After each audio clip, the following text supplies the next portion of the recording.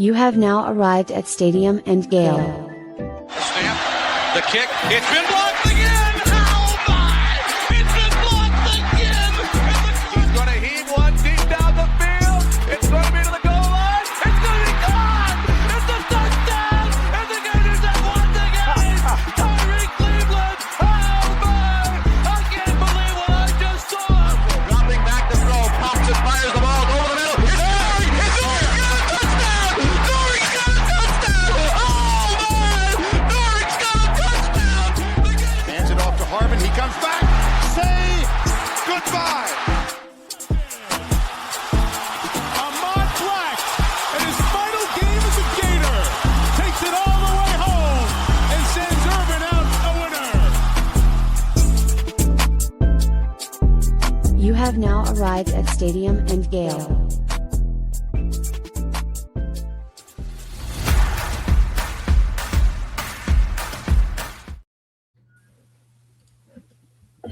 Boys and girls, ladies and gents, welcome to another episode of Stadium and Gale. It's your boy Corey. It's Dan. Delatorre. And your boy Jay Scott 25. What it do? What up, 2-5? It was good to have y'all boys, man. Yes, sir. How was the weekend? How was everything? Happy New Year. Yeah, happy New Year. Happy holidays. I'm happy that the holidays are over. It was a lot for me. I don't know about y'all. Yeah, man. Pockets was hemorrhaging, man. I need it. My kids go back to school tomorrow. Well, one kid, and it just feels like every day they're home, you spend more money. It's always dad. So I'm excited for school to start back, and I get my days and my time back, man. But Happy New Year to everybody. Yeah. Audience, comment section. Happy New Year. I saw someone say this, and you guys, Jordan and Corey, were probably more in it than I was, but because Christmas was a Thursday, that means you're definitely not going to school Friday. New Year's Thursday, they're not open. Like, it was the longest possible window for kids. Yeah, I was gauging that. Yeah, I felt every last bit of that. I know. I knew it was something. We went from campaigning for 25 carries a game last week to being like, "Whoo, Christmas kicked my ass." Man, I swear it was a rough one, but we made it through the rain. Like Corey said, they go back to school tomorrow. I am extremely excited. I'll be with a smile on my face, dropping her off in the morning. First in the carpool line. Yeah, I'm about to say I'm first in the line tomorrow. So like I can only imagine. Like Jordan kids are young, bro. So I know what those days was definitely different. Now, like Harlem's a little bit more independent, but it's still dad all day. But little kids, bro. Hey, shout out to y'all New Year's.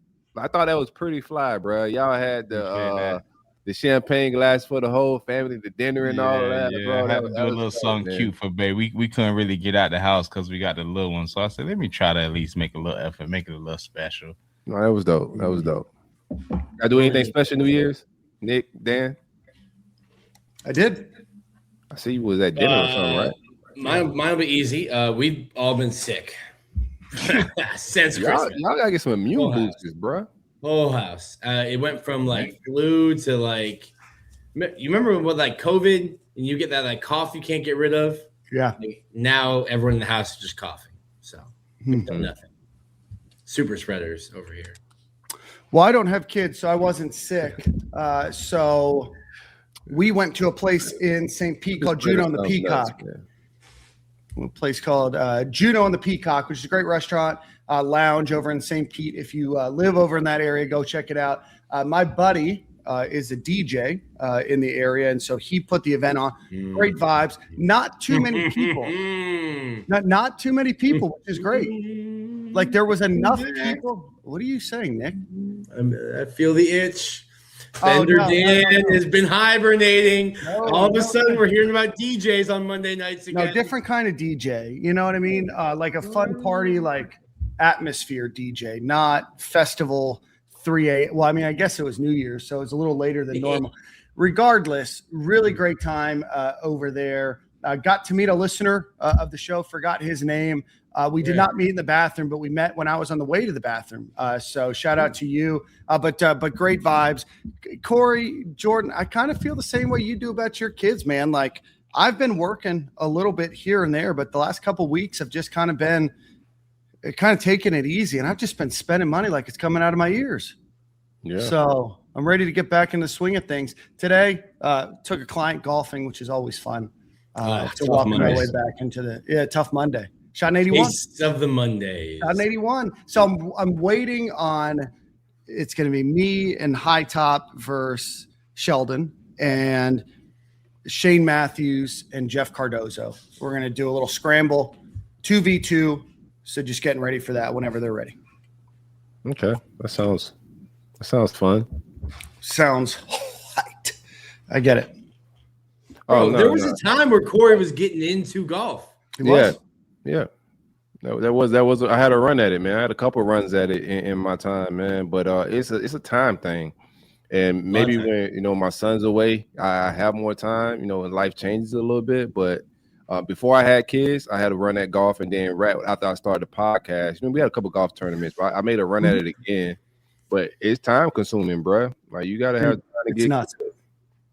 I mean, and it costs money.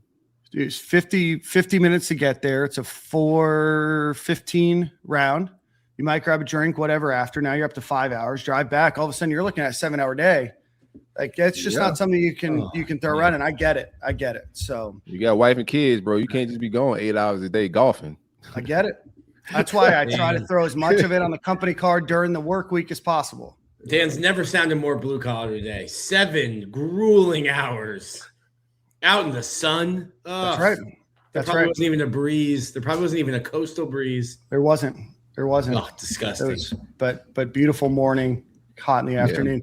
Let's get on with the show. Want to shout out everybody. We got 674 people watching right now. That number is going to tick a lot higher as we get on with the show. So please, if you can, hit the like button. If you haven't already, hit the retweet button on X, the Everything app. Shout out to Trav. You were here first. What up? JBL Toronto Blue Jays and Space Mountain both said hello to me. Not sure, that doesn't normally happen. So because I'm the one. Space Mountain is your biggest stand. Yeah, he is. And so is JBL Toronto Blue Jays. He said something on YouTube or TikTok somewhere. It's like, hey, I'm glad Dan's back. I'm like, I was only gone for a couple weeks. So shout out to you guys. Appreciate you guys. Corey, let's get a Brunt ad read. We'll get into another ad read after that and then go from there. Oh, Grid Life. Where does Nick Delatorre get his humor from? Elite sarcasm. Elite. Can't tell you my secret. Elite. I mean, the word from elite is losing value, man. Okay. Iconic sarcasm. Elite and generational, man. We got to restore the feeling of elite and generational, man. One time for the great folks at Brunt Insurance and Financial Services, man. Anything you need insured from the panhandle to the keys. I'm talking car, anything with wheels, trailers, motorcycles, ATVs, boats that don't have wheels, but he can insure it. Your life doesn't have wheels. He can insure that as well. 954-589-2204. Home insurance is where I partner with Greg at. Phenomenal. I've been with him at least 5 years. I lost count a little bit, but great customer service. You get them on the phone. If you need somebody, you're not getting a foreign call center and a bunch of reps that you'll never see. You're going to get Greg and his people in his office on the phone. Support Greg. Call him. I'm pretty sure he can save you some money. 954-589-2204 or bruntinsurance.com. I called, left a message. Greg called me back personally. Wow. See what I'm saying? That's huge. So, Greg, what it do, baby?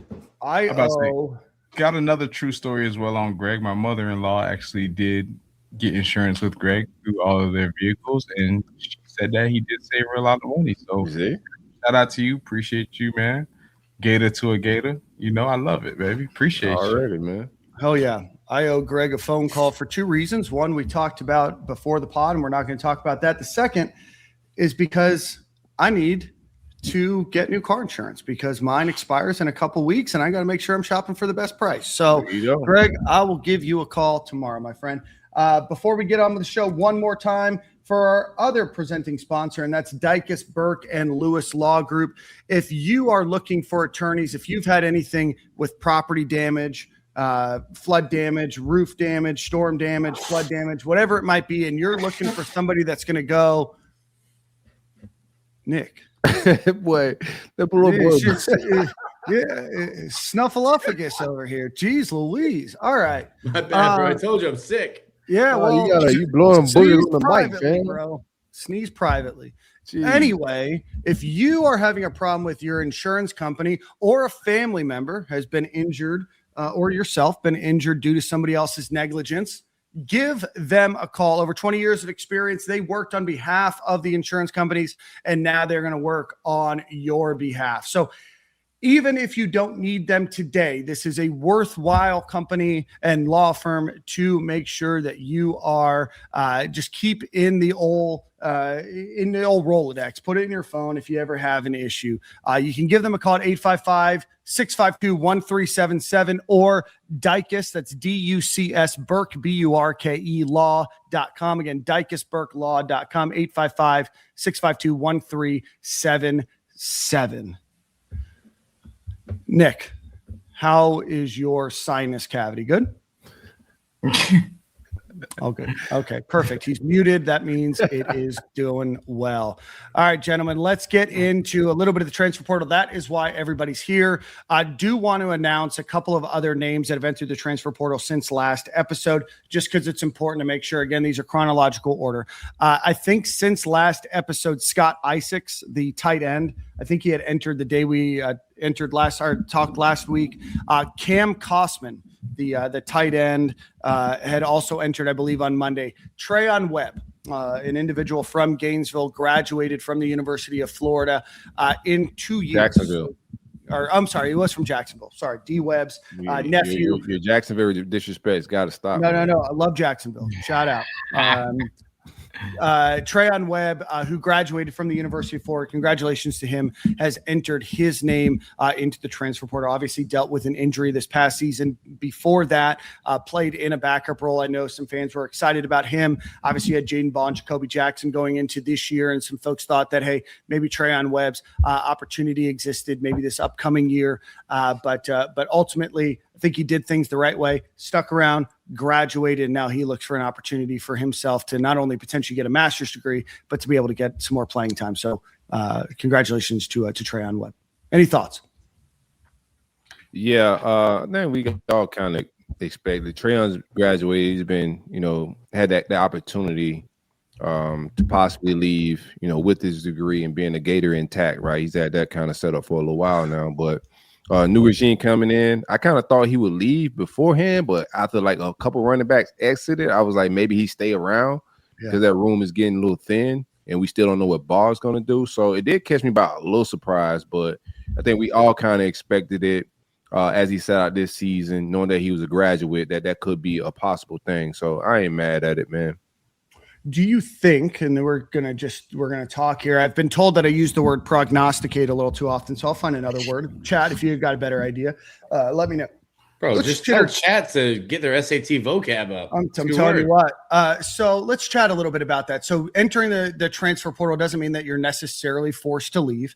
It could be a player decision, could be a coach's decision. Do you think Trayon Webb could potentially come back with the situation that Florida has at running back with Jaden Ball we're still waiting on that finalized decision there. But do you think that if Florida maybe gets Jaden Ball back, but maybe strikes out on another transfer that we could potentially see him back? Or do you think that, maybe it's time for him to find a school where he can be able to get a little bit more playing time as RB1 or RB1B?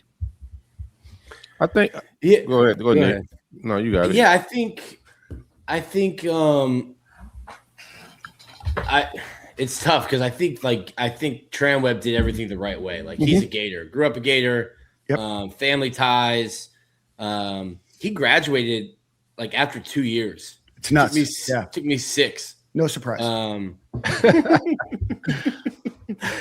Webb would have had a PhD in the time I got my undergrad, but it just hasn't panned out for him. He's had some injuries. He's had to have multiple surgeries, and like we've talked about this before in the years past, like when you go to get a graduate degree, a lot of advisors would tell you like, hey, go somewhere else to get your graduate degree. I know there's a lot of like double Gators and there's a lot of pride in that, but it just hasn't worked out for him. And it might just be a situation where it's like, hey, I just need a fresh start. I need a new room. I need a new environment. I need a new everything just to go somewhere and get carries. Cause like, he's a guy that we're all super excited about being a legacy.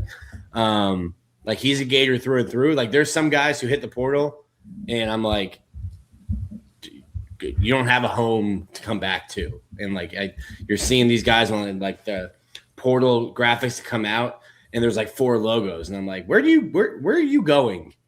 Like in 10, 15 years, what sideline are you going back to? Like, what are we doing here? And that's not it's not the case for everyone. There's some guys in the portal that were told, hey, we don't have a spot for you here anymore. Well, no, coach, I want to be here. I want to be a Gator. And you're like, well, we don't have a spot for you. Like, go somewhere else. That word looks crazy as hell. Not all 4,000 people in the portal are there because they're chasing the bag. But I think he's done everything the right way. It wouldn't surprise me if he came back, but I don't know that that's like his intention. I think you're trying to go somewhere where not that you're guaranteed reps, but that there's a clear path where you're like, all right, if I stay healthy, I'm going to play a bunch this year. And he's putting in the time and the work to earn that. No, great kid, man. What you think, Scarlett? Yeah, man, I kind of feel like he made the right decision overall, man. Just honestly, just putting myself in his shoes in the situation he has with him. I'm pretty sure they're all boys. You know, they spent years together in the running back room. I'm pretty sure they know where each other is trying to go and what they're trying to do at this rate. So he probably realizes that ball is probably staying. I don't know if he's staying, guys. This is not breaking news, but you feel me? I'm sure he's talked to him.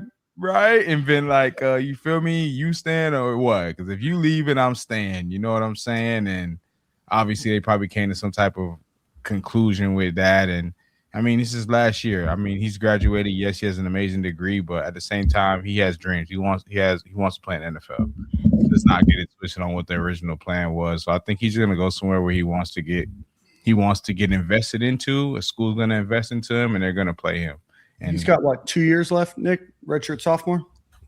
2 or 3. Yeah, I believe so. But he's also in a situation where like I think he redshirted used an actual red shirt. Yeah. But he didn't play last year because of injuries, because of certain but that's not something you would have to even apply for a medical hardship until your time is done. So like he could have a 3 years left. And can you imagine what's going to happen in 3 years? We're going to have lifelong college athletes by then. I might go back. Right, the way these boys be getting the pills, I might go ahead and go take my. Yeah, I know they put you on a timeline, but they might retroact all of that too, man. I might might make a run at it, but I think it's getting back into this. He's been through a lot physically, man. Yeah. And you know, when the staffs change, you know, the guys that recruited you aren't there. You know, shout out to Webb. He was one of the best player recruiters, I think, in Florida history. He gets that award. Just an elite recruiter, even when he's a recruit and on campus. But to be coveted, right? Like Jordan was saying, to get re-recruited and get a staff that you know want you and they're chasing you and trying to lure you to their campus, there's a lot of equity in that. You know, I think he wants that. As any athlete, you gotta want to be wanted. You know, and to show that and to know it's not just because you're a Gator, but just because you're entering the portal. I need a running back. Let me go out the web.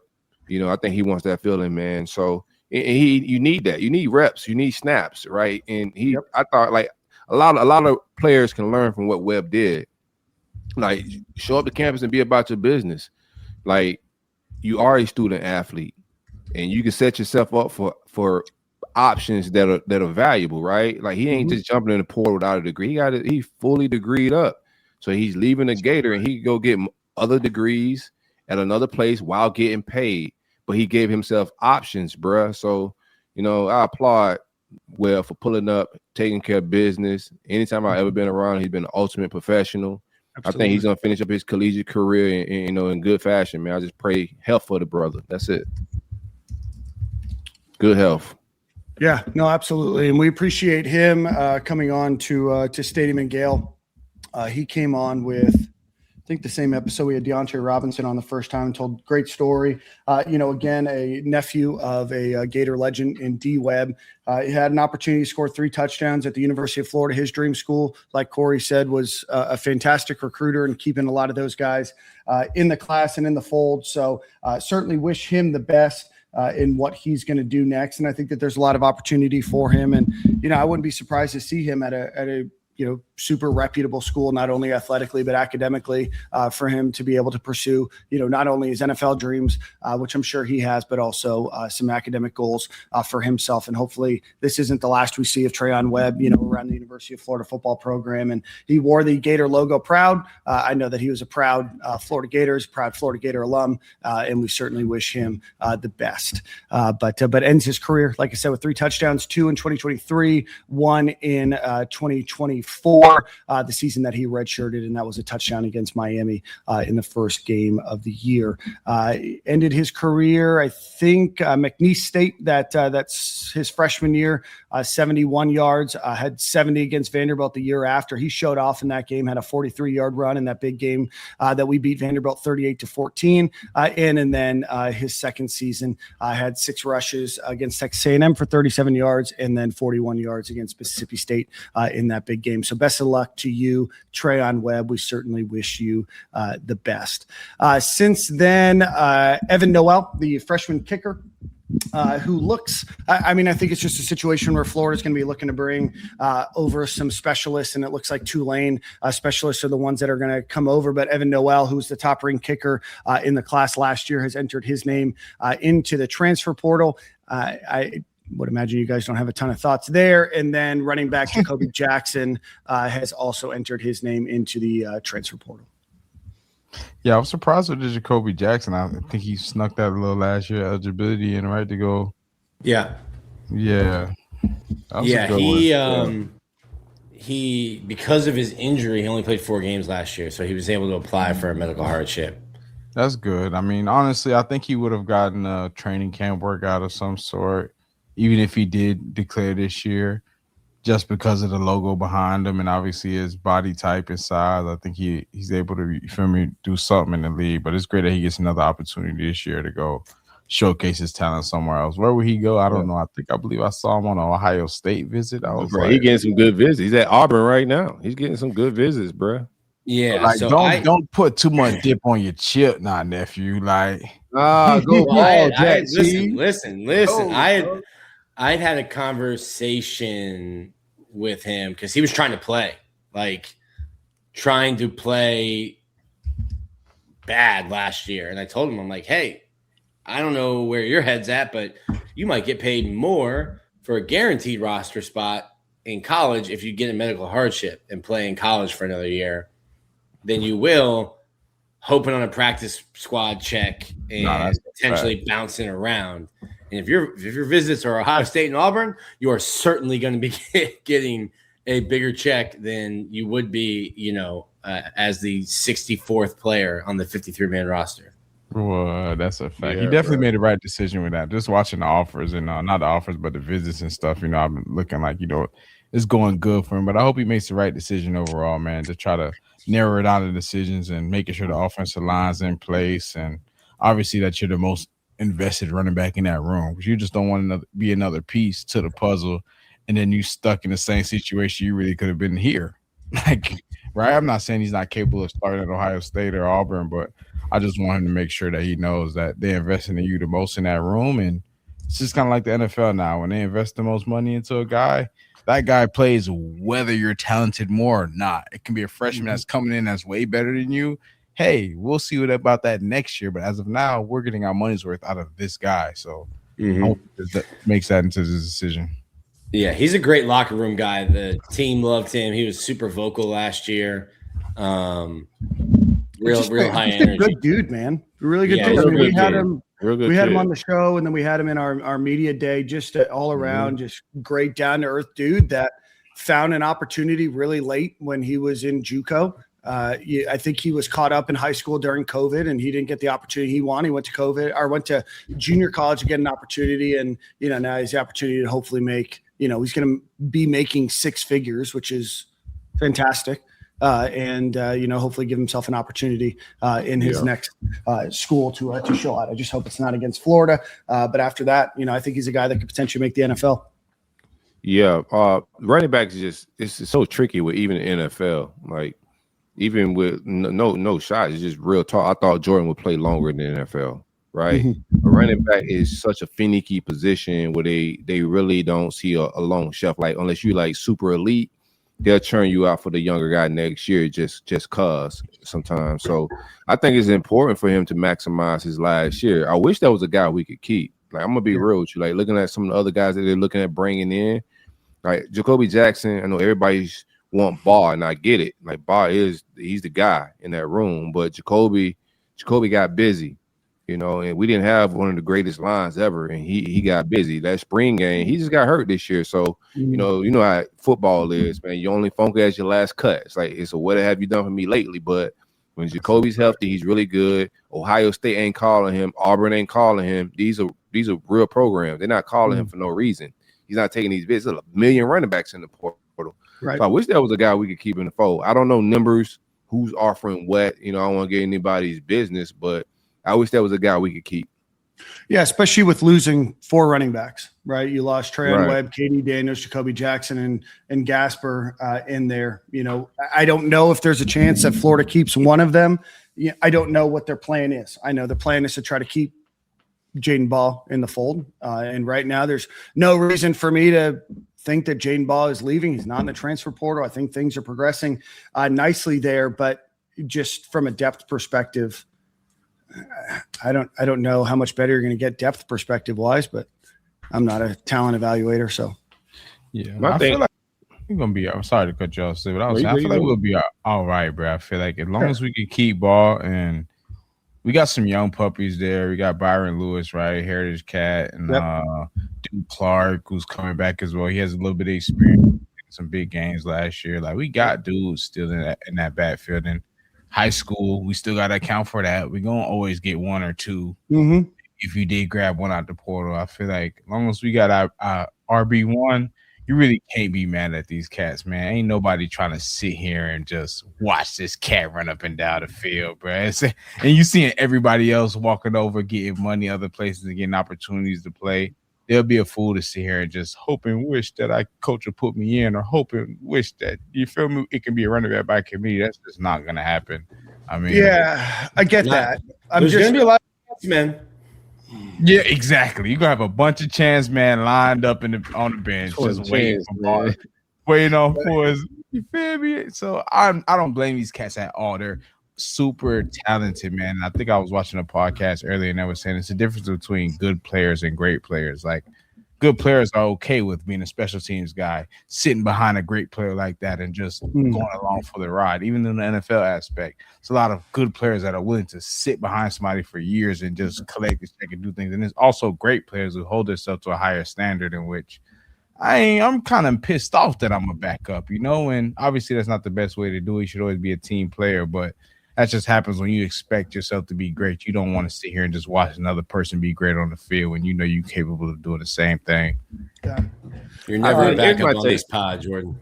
Here's my take on, like, every position, right? Just watching, like, how college football has been, right? So most likely you're only going to have all these guys 1 year. Like, nothing's guaranteed, like, next year. Whoever you bringing in, none of this is guaranteed. From the high school recruiting to transfer portal, et cetera. These guys can just decide next year, or productivity-wise, they don't put up numbers that make sense. They could be gone next year. I think regardless of what Ball's doing, regardless of what the running back, we should be trying to get the best running backs that we can possibly get. But I think we should be very active with getting running backs on campus, recruiting them, and trying to get them in the fold and get the best running backs that are possible for us to go win football games. Whatever metric you're using, right? If it's PFF, if it's I don't know, production that's on paper, whatever makes sense for the value, go get the best available player at every position, because next year this whole roster may be totally different. And I mean that for every position: running back, lineman, D-line, linebacker, safety, corner. At every position, go try to get the best available, because next year this roster could be 50 new guys. Yeah. Just speaking of the running back position, sorry, Corey, to kind of go back to what we were talking about, is Pete Nakos, who usually puts these things in when he knows it's going to happen. Evan Pryor, the former Ohio State running back who was there for 2 years and then spent 2 years with Cincinnati. He just put in the recruiting prediction machine, crystal ball, whatever you want to call it, for Florida to land him. He had 76 carries, 522 yards, 3 touchdowns, 6.9 yard average originally from North Carolina, has 1 year left. So, again, that's one of those. Sometimes these things just solve themselves. Yeah, I mean, he's a 6-year guy. He's cool, right? You know. It's just depth. Yeah, right? yeah. I mean, he replaces Jacoby Jackson, right? You know, you would like to keep Jack Cheese because of the familiarity with the program, etc. But he's just another 6-year guy, which Jacoby is as well. You know, that gives you 1 year, so you replace Jacoby with a guy that's pretty much Jacoby again. I don't think he's any better. I think you just pretty much got the same guy. But Jacoby's coming off injury. This guy's not. Yeah, 5'9", 195. Again, this is going to be something that could happen shortly today, tomorrow, could happen later this week, could not happen. But that's just a name to be familiar with. That's Evan Pryor, the running back from Cincinnati over good. there. But 3 touchdowns. Let's see, 6.9 yards per attempt. The year before, 56 carries, 418 yards, 6 touchdowns. A little bit of a receiving threat, not a ton. 10 receptions this year, 15 receptions the year before. He did have a long of 80 in 2024. No fumbles in his entire career, which is a good stat to have. His best games UCF, Baylor, Oklahoma State. So, again, just a name to be on the lookout for there. So Jaden Ball is still the name that we are waiting to see if he is, but currently not in the transfer portal. So until he does. Let me get my joke off. Oh, boy. All my Catholics will understand. Yeah. It's the white smoke. The Catholic that's white smoke. That's black smoke. Black smoke, but isn't the white smoke when they white smoke means you got a new pope. Black smoke means no new pope. No new pope. No decision has been made. No decision's been made. Okay, there you go. It's my yeah.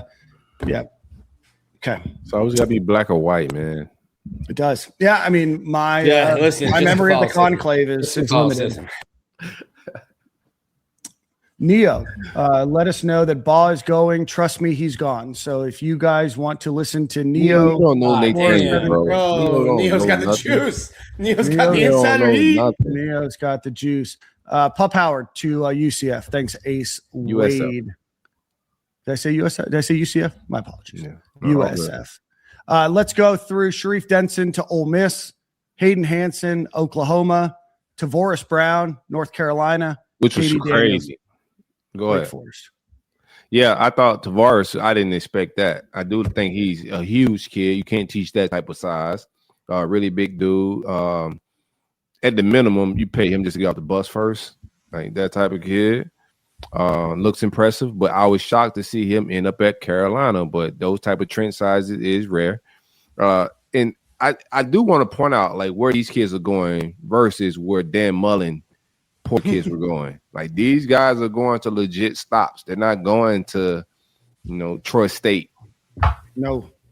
Pup need reps. So Pup going to USF, he don't need to get in a lot of position battles right now. He need to get healthy and get reps. So I don't mind that stuff. USF's building a bit of a squad coaching wise down there. They've got a dude.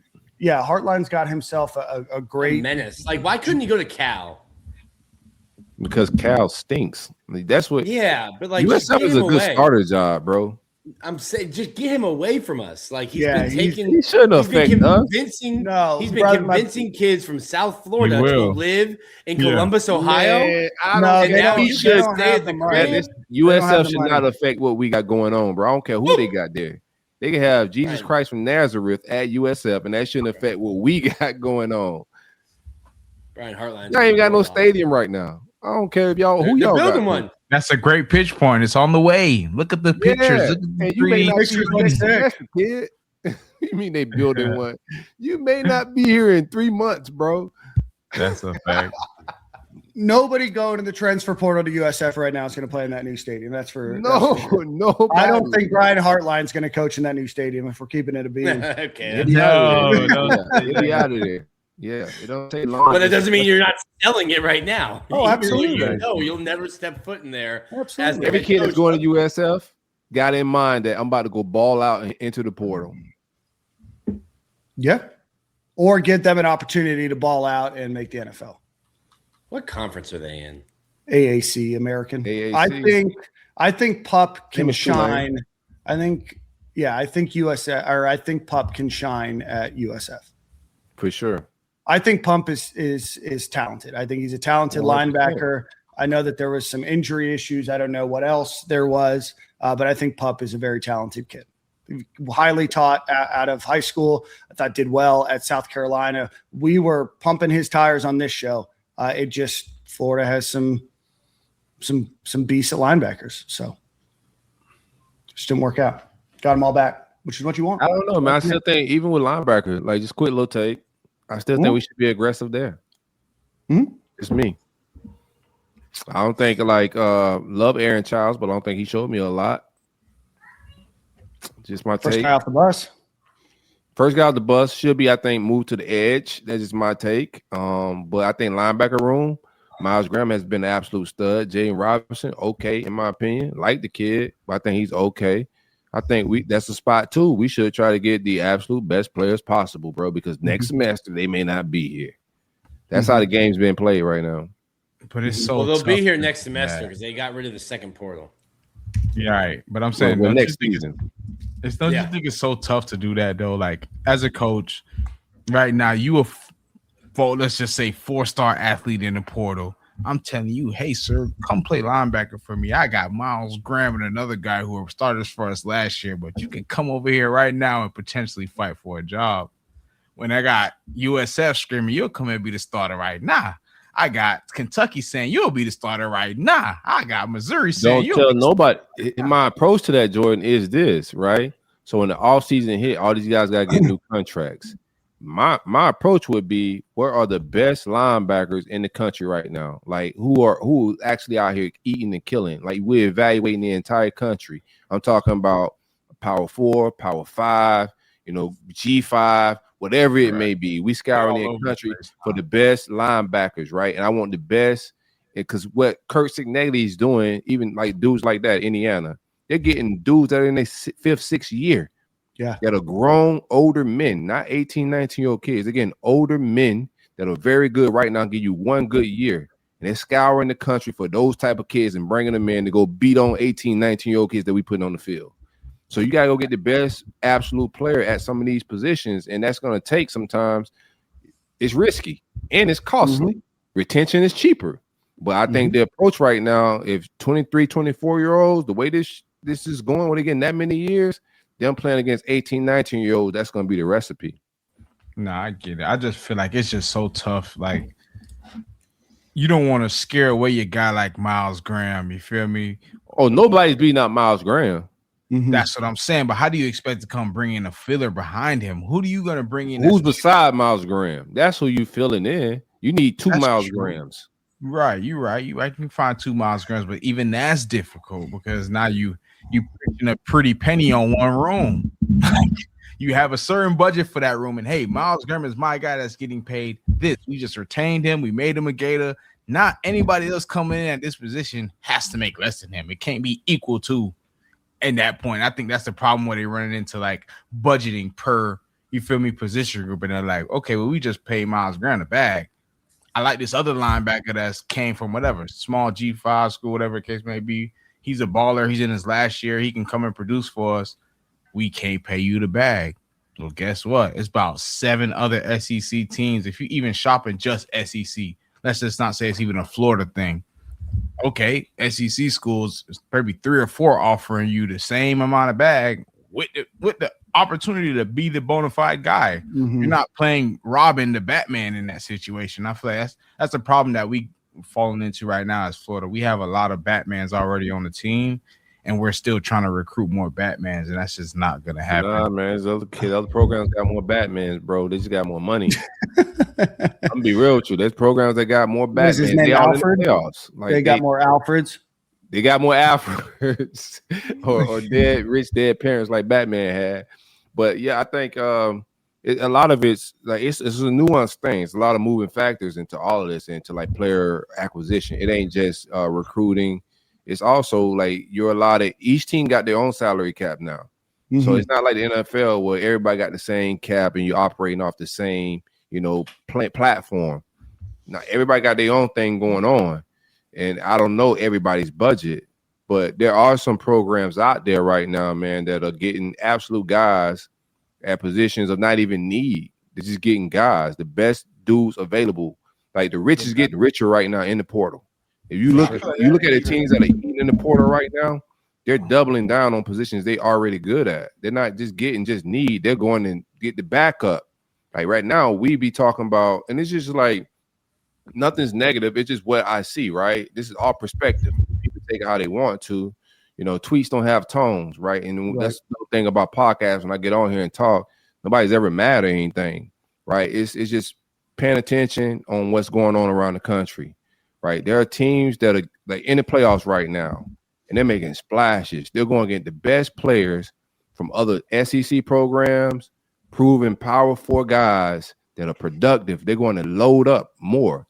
Kirk Cignetti, everybody was selling that Cinderella story of him, doing it with a cheap budget. Go look at the timeline. Go look at what they're doing right now. They dropping bags on the best, oldest players available. Absolutely every position.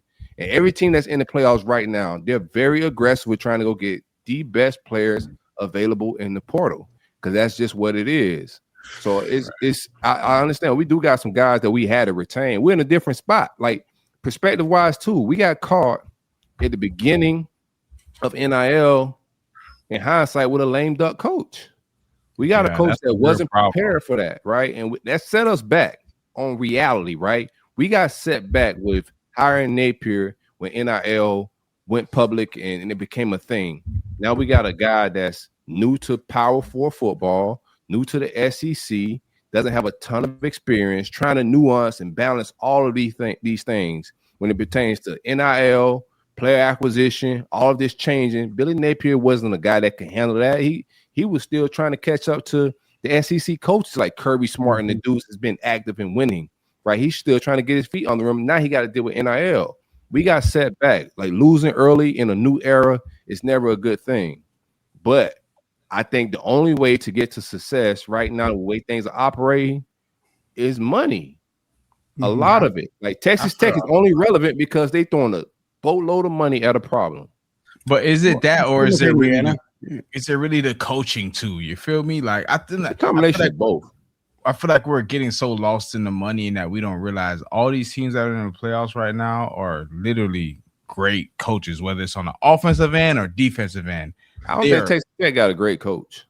Shit, that defensive coordinator doing something right. Yeah. I can't even name you 3 players on that defense right now who was somebody who was highly rated. Yes, they're paid because Texas beat us for a lot of guys. I knew Texas Tech was on like about to do something last year because when we got in the portal, guys that we were trying to bring, they never would even make it to Florida. There was a lot of guys that we were in it with Texas Tech and they never even made it. I'm like, what the hell is Texas Tech doing? That's when they learned me something. I was like, man, I didn't know Texas Tech had that type of bread, and they do. But they're payrolled by the oil and gas industry and by one particular guy that's on the board that sold his company for billions. That is ready. 4.1 billion. Yeah. He's ready to throw whatever money. I mean, he just played. Right, but I'm just more. They just beat the quarterback of Cincinnati. But I'm saying, even look at a team like Texas Longhorns. They have all the money in the world, all the resources in the world. They're just not good. The coaching is not up to par. Like you have to have great coaching to be able to make it to the playoffs and win in this. They only missed the playoffs 1 year though with Sark, right?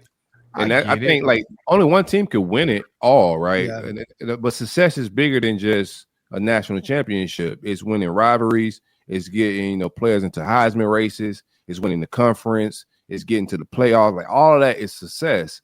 And then that success breeds like people wanting to throw more money at it. Mm-hmm. When boosters see, we got some momentum, we got some motion. Let me throw more money at it.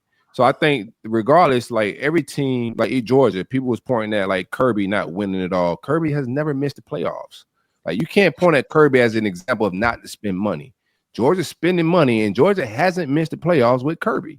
It's working. Like you got to get to the playoffs, and that is a successful season. Steve Spurrier only won one natty, and he's one of the greatest coaches of all time. You know why he's one of the greatest coaches of all time? Because he dominated the SEC with conference championships. That's still success. It ain't championship or bust. That's a false narrative for like these new fans. No, bro, like winning your conference, even winning the side of a conference, it's not a thing no more. But we used to like be so like just bougie when some of our coaches won the East. We used to look at McElwain and the mother like, man, you celebrating the East? Yeah, shit. You'd be grateful now to even be in Atlanta. Come on, I'd be grateful to be in the final couple weeks in the. It's a form of success, bro. Yeah. Like all of that is success, and it breeds people wanting to throw more money and invest in it, bro. No, I 100% agree. I think winning definitely fixes a lot of our problems, but what has to come from winning is, I think, great coaching. I feel like we had great players and poor coaching. Like 100%. We had the opportunity this 100%. Season. We literally had a terrible coaching staff to like spot on 5-star roster. Like I was a Florida Gator myself. I can look at that roster last year and say we were not better than guys. Like I mean, that's what has me so stuck on Super with like I'm just hoping and praying that Summerall could turn this thing around and he built the right coaching staff to be able that we can be a high-powered offense or whatever our niche is, whether it's offense or defense or both. Something needs to be great. Something needs to, you feel me, take over the program. And I feel like that's what a lot of these teams in the playoffs are doing. Like Indiana coach, for example, you look up his resume. He's won everywhere he's been at. And that's not just because the boatload of money. You feel me? Obviously, that's a plus to it, but it's something in his philosophy. It's something that he's teaching these kids. It's something that he's showing these kids that, hey, we need to buy in, and he's holding dudes to a certain standard. I don't think we held dudes to a certain standard last year. It was rumors going around about Lagway. It was rumors going around about other players with some stuff. And like, I don't think we ever held our players to the right standard last year to be a playoff team, to be a championship team. So until that's done, I feel like the money is irrelevant because we just need to fix the first stage of being a good football team, which is discipline, hard work, and all of that. And most of that will fall into play once you following the rules of this rule book. You feel me? The football guys are gonna bless you unless you feeding into the food. You got to feed him. So I think that works in old school. You don't have them long enough to do that no more, Jordan. I know, but I'm saying just one season buying in, right? Let's just say one season, everybody bought in and everybody's feeling like, hey man, we grinding for each other. If y'all boys are getting work after practice, man, you dead wrong. Like I want to see everybody after practice getting extra work. It shouldn't be coach blow the whistle to call it up and everybody else to feel different. That buy-in is from program guys, bro. We're in a different era. There are no more program guys. Or is it from your coach expecting that from you? Your coach shouldn't expect bare minimum. Your coach shouldn't expect average. I feel like a lot of times these coaches already paid. They're like, hey, I've done my part as the coach. We had our 2 hours of practice and hours of meeting before. It's up to you guys to do it now. No, these are still kids. You got to show these boys that we need. Signetti's not getting kids. That's the thing. Like Signetti formula, everybody know it now. It only works for a while, and then you got to adjust. Like Mike Norvell had one good year of being very aggressive in the portal like nobody else, and they went on a run, and then they faded away, right? So even Indiana, they recognize what they did.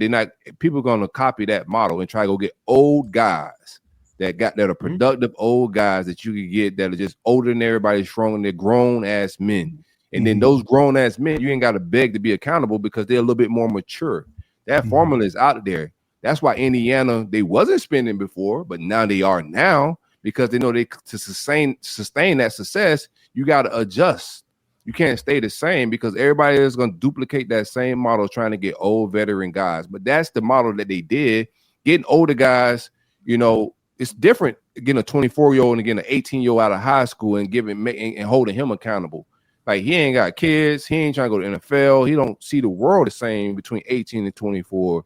So I think like programs too, I think is just dying. Like we just watched. I thought the way Billy was trying to do it, I think the way Dabo was trying to do it, is the right way to do it. You build through the high school ranks and you supplement through the portal. But you trying to build and spend a lot of money through the high school ranks was buying 5 stars. Those are expensive coming out of high school. You're not getting them for cheap. they cost just what those old veterans may cost. Maybe the veterans may be cheaper, right? Those 1-year deals of G5 guy that's 28, like he's gonna be cheaper than a 5-star coming out of high school. So the approach is changing. I think like just like from a philosophical, whatever that word is, man. Philosophical. There we go. I think from that standpoint, you gotta like adjust your strategy to like talent acquisition to what's successful right now. There are some programs like Georgia is still doing it the Napier way, building it through high school, but they're actually winning. So that strategy works if you're winning.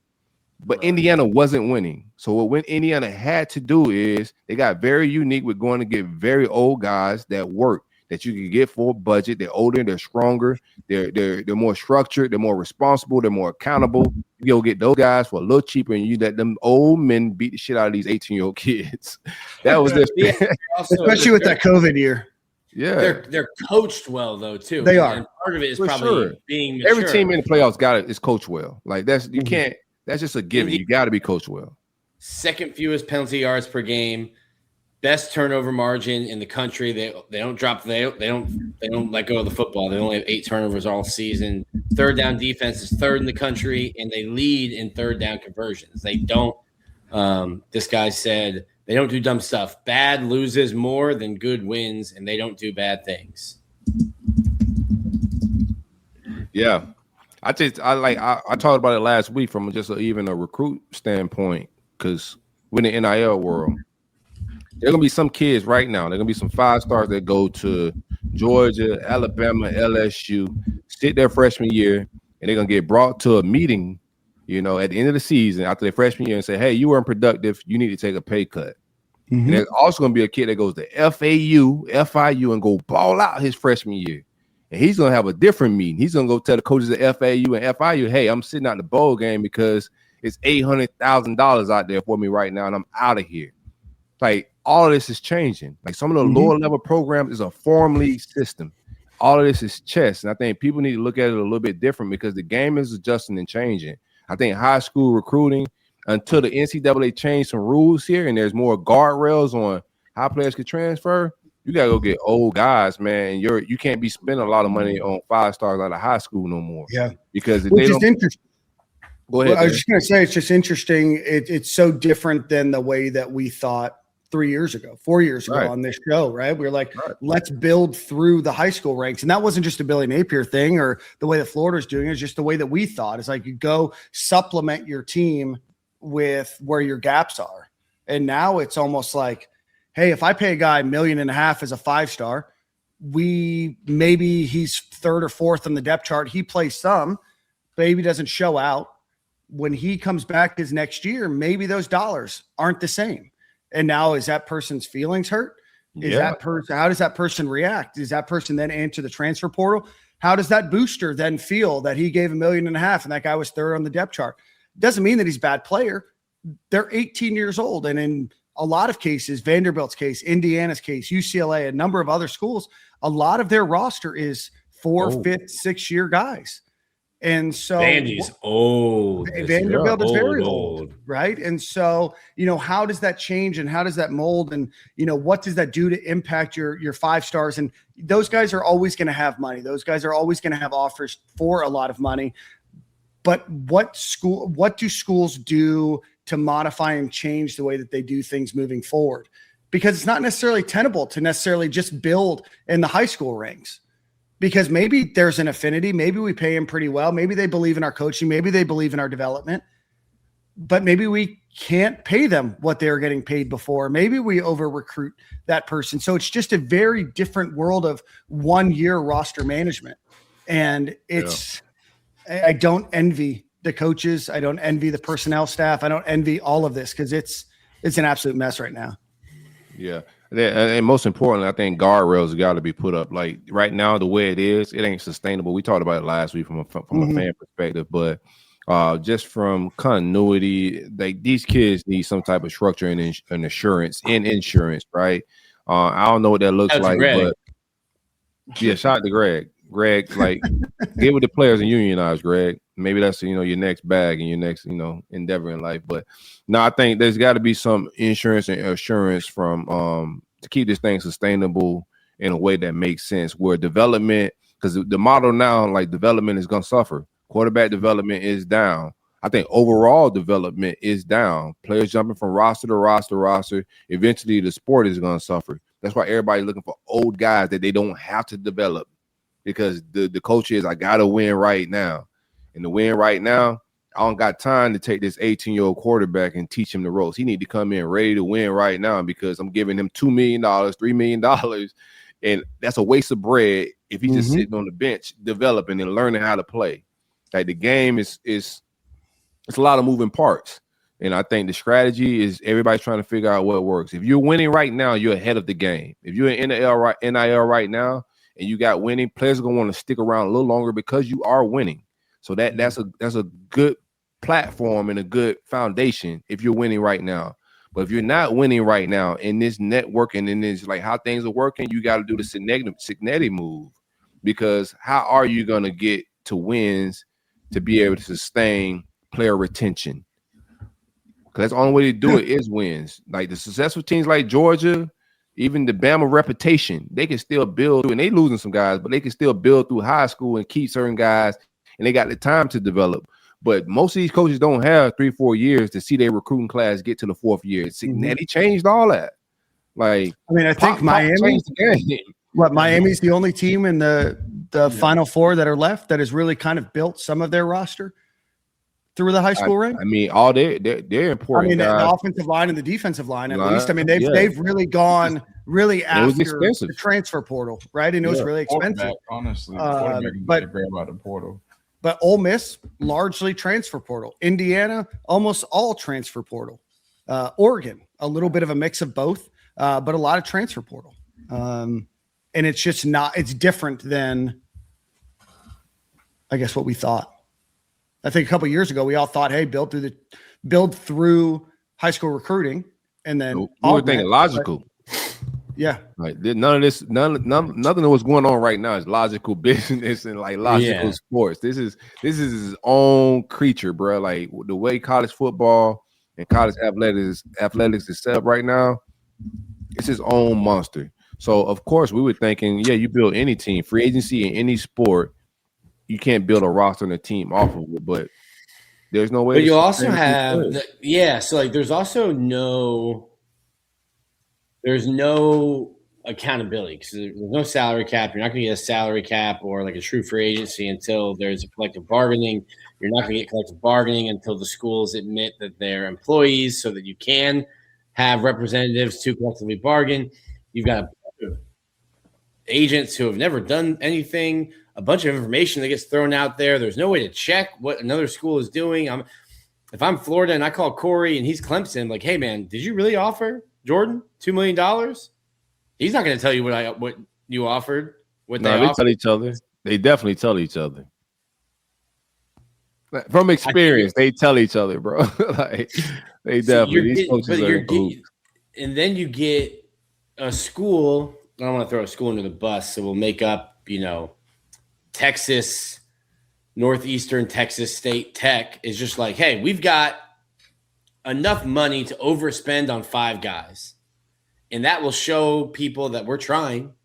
Hey, we went and we got these names that and now you're inflating the market because you've given a receiver a certain number and you're like, whoa. Now you've got receivers who are better who are like, hey, that's the new number. It's like, that's not the number. This team just overspent because they wanted to show that they were doing something, and they spent on 4 players, and they're not going to get beat still the same for a conference championship. There's a new like team in every sport that usually pushes the envelope a little bit, right? When it comes to like the highest paid player per position, there's always a new number like every couple of years where you're like, whoa, he got paid what? And it resets the market. Right. Like Gretch was talking, I think it was Gretch in the comments saying that high school players shouldn't get paid. I mean, technically, I agree with that, right? Like, I wouldn't pay a high school kid wouldn't want to pay a high school kid out of high school coming to college, hasn't proven anything, a boatload of millions of dollars without proving anything, right? but somebody's gonna offer it. Yeah, she's a dog though, bro.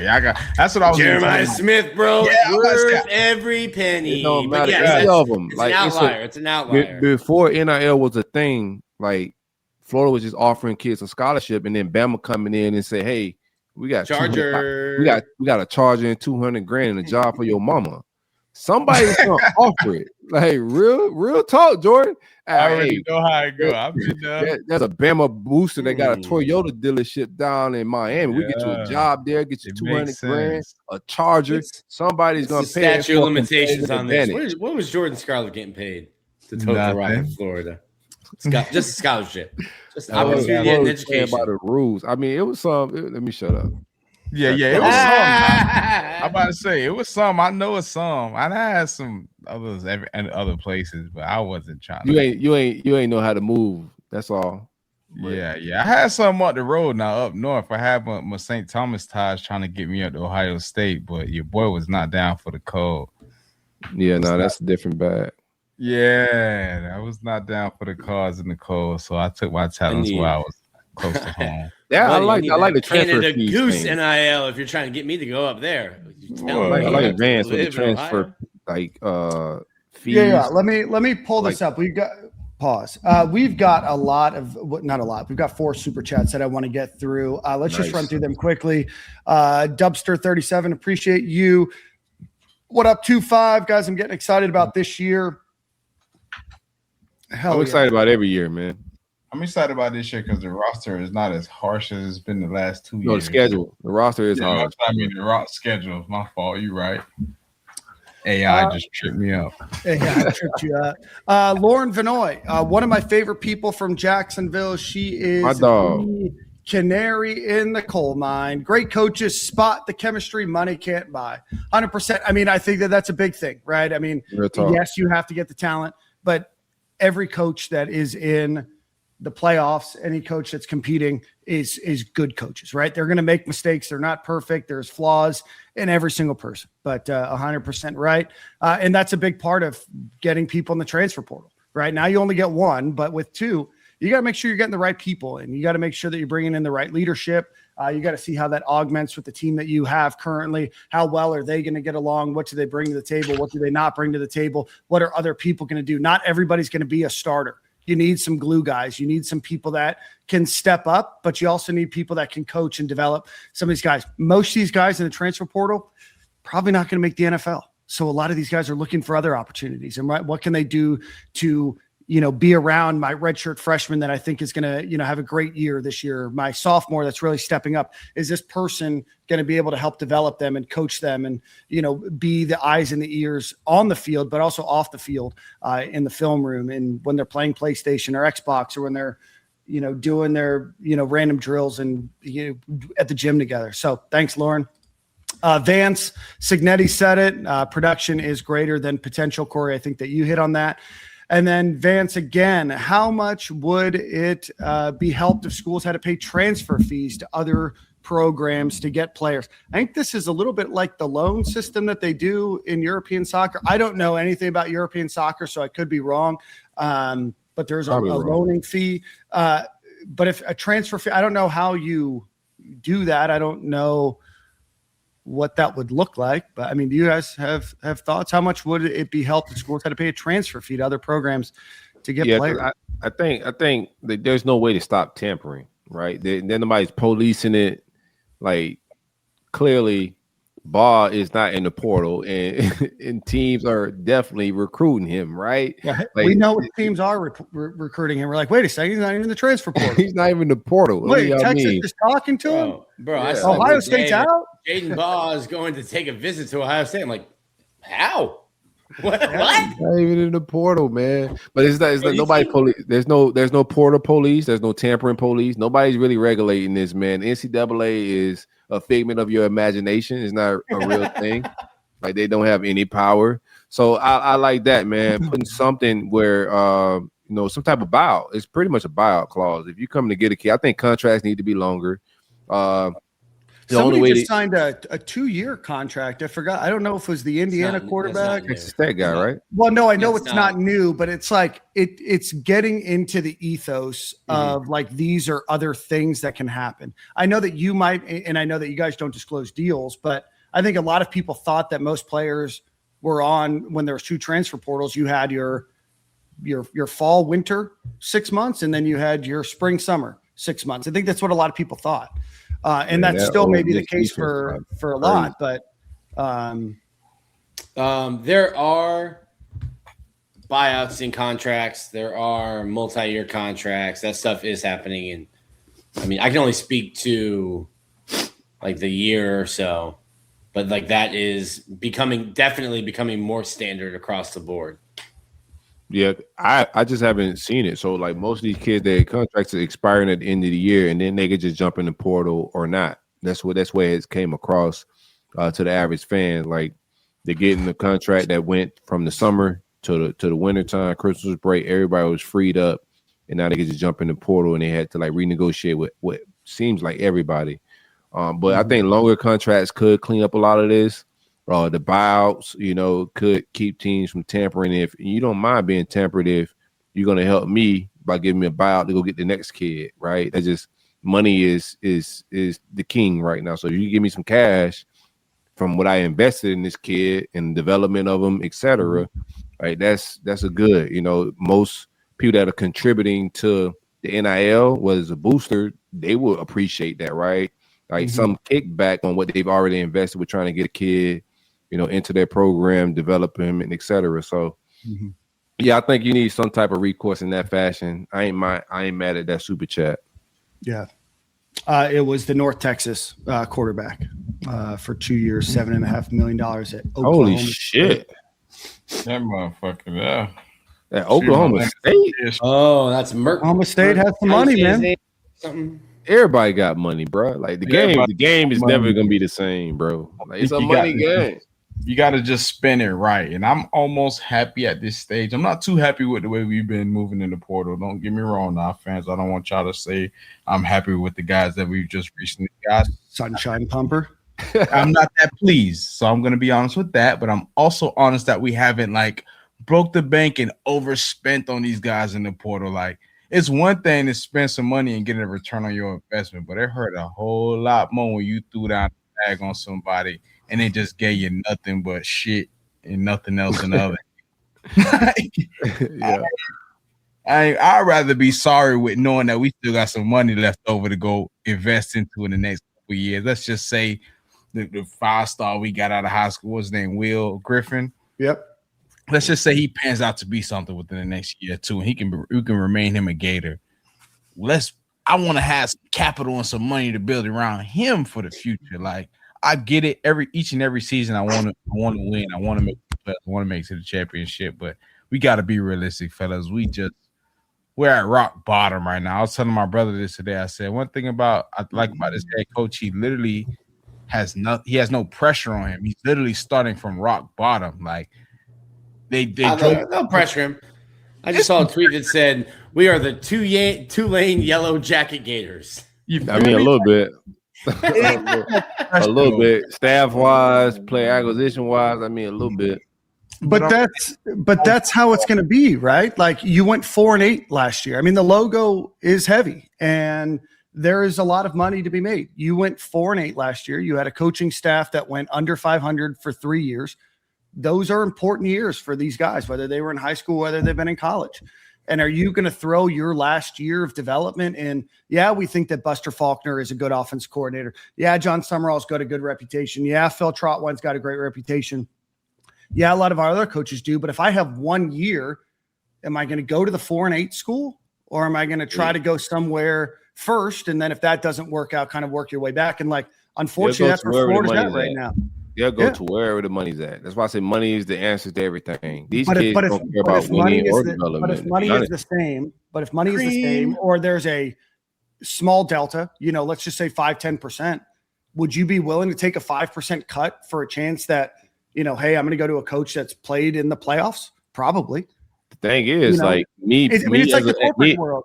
But Corey, real quick, it's kind of like the corporate world. Are you going to go, you get an offer from Google, or you get an offer from, an emerging startup. Yeah, that emerging startup might be huge in a couple of years, and maybe you have a huge impact. Or, if Google's offering me X and this other company's offering me a little bit more, but I know that Google company is going to probably stick around and there's probably a little less risk, I think most people are going to probably take that Google offer. Yeah, Google's hosting. These kids are jumping off of Google to go to a startup. There are kids that are leaving winning programs in the playoffs to go to just more money. Like, I don't think these kids, I think all these kids are a little bit arrogant to the fact, like, youth does that. Like, youth has this thing of, I could do this anywhere. I'm going to go get my check right now. Like, there are kids that are on Miami squad right now that are next up. There are kids that are on Georgia, Bama, playoff team squads that are next up, and they're hitting the portal for, like, they're not going to better teams. They're not going to other playoff teams. They're going to bigger checks. I think most of these kids right now are looking for paydays right now, the money right there in front of them. But if Corey, it's bad, but I think that's what they're looking for. But if you're going to get offered $200,000 by a playoff team or $215,000 by a 4-8 team, I mean, how does Texas Tech get there? Like, they outbid people. The money wasn't even.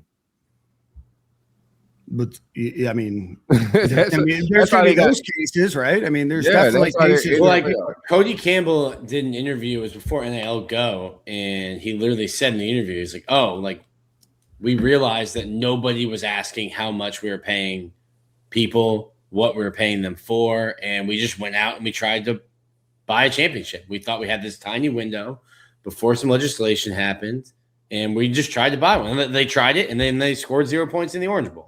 But, like, they threw a bunch of money at it, and they made Texas Tech relevant. Now, they're going to pay that quarterback, and then he probably spent $25,000 to put a Times Square ad up, and he's like, the logo's global. I'm like, no, you just burned $25,000. No, it's like money. But it's good for the kid, right? It's good for these other kids. Great for the kid. It's an ego thing, right? And, I mean, if you just sold your company for $4 billion. Right.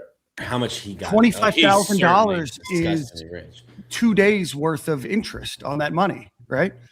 Yeah. Well, the playoffs bring a return on that money. Mm-hmm. Winning brings profits back, right? Like, being cheap with a payroll, you get the return on that investment by being, bowlless. There's no bowl money. There's no more investment from the players, the fans, except not the players, but the fans. More boosters, contributions, all of that. Winning brings more money. So him spending that money on billboards, him spending that money on quarterback, him spending money to get in the playoffs with that roster, he definitely got a return on that money, man. Yeah, 100%. And now he's being talked about. And, some of it's an ego thing. And, if you can spend $30 million and your team is playing in the playoffs, then if you have the money, why not? Yeah, it's crazy because, like, storied programs, like, the game is just changing, and you just gotta take it for what it is, right? So, who has the richest boosters and alumni that are with the shits are gonna be the programs moving forward, bro. Like, there's nothing we can do about it. Like, storied programs, like, we're seeing the same thing with Florida State, and Florida State's a storied program. We hate them, but let's be real. That's one of the most storied programs in college football history. They don't have the rich boosters to keep them irrelevant. I'm sorry, to keep them relevant, not irrelevant, to keep them relevant. They are dying. And until they find a solution or a coach that could come in and be, very selling and transcendent to get players in and change that momentum, they're going to die. They're going to become Nebraska, like, straight up. And whoever the programs is, a lot of Big Ten programs is going to be the future. Like, they got a lot of old money. This ain't something like the fans is going to be. All the fans, here's another thing, too. I wanted to say this. I'm glad I remembered. All these people that are saying, the fans need to contribute more. That sounds cute and fun, but there is nothing us fans are about to change in any of this. Our contributions is dope, and we should contribute if we, if you feel like we should, whatever. If that's in your heart, cool. But we're not the make or break in any of this. The make or break is the billionaires at the top of this, bruh. Like, and eventually those same billionaires are going to be shared profit owners of these programs. They're going to be turned, like, they're not investing in doing this just because they want to throw away their money. They also think they could become Jerry Jones. It's hard to buy an NFL team. It's hard to buy an NBA team. But this college thing if I'm a billionaire around a college football program, I can get some share equity or become a partner in some of this by contributing right now. And then I'm like investing, but later I can get some return on some of this, right? I can become an equity partner, and then I'm getting return on with the TV money, the stadium money, the jersey money, the concession stand money, all of that. So like it's gonna come like a real Jerry Jones booster throwing money at this thing. It's the only way that UF or anybody else is gonna be making the playoffs and survive in the future. That's what this is, man. I don't make the rules. I'm just watching it. Yeah. I mean, and you've got private equity starting to get involved or wanting to get involved with. That's wild. Wanting to get involved with the conferences and different schools. Somebody said the Utah private equity thing. I don't know enough about Utah and what they're doing. I'll tell you what, once you get private equity involved, you can kiss not only this sport goodbye, but you can kiss. I mean, if you think some of these guys get kicked out now, they're underperforming, you're out the door. It's already there. Like the game is the game at this point, bro. There's no there's no assurance for the players from year to year, man. They can't play the cut. They just like the cut in the college football is we don't call you to talk about your NIL check next year. Right. And then you start looking around. But we don't, there's no letter that goes out like or tweet that goes out in the NFL that say the player such and such player got cut. The way you get cut in college, we just don't call you about an NIL check next when it's time to get another check. And then you're not just gonna want a scholarship because you were just getting $400,000 last year. So when you don't not getting a check, we're not even calling you about a check. Guess what you got to do? Enter the portal and start talking to somebody about a check. You got cut. The game is, man, rich billionaire guys running this thing like every other sport. This is not amateur college sport. They could call it what they want. This is professional sports, and they got to figure out collection bargaining agreements with the players, the universities moving forward, but.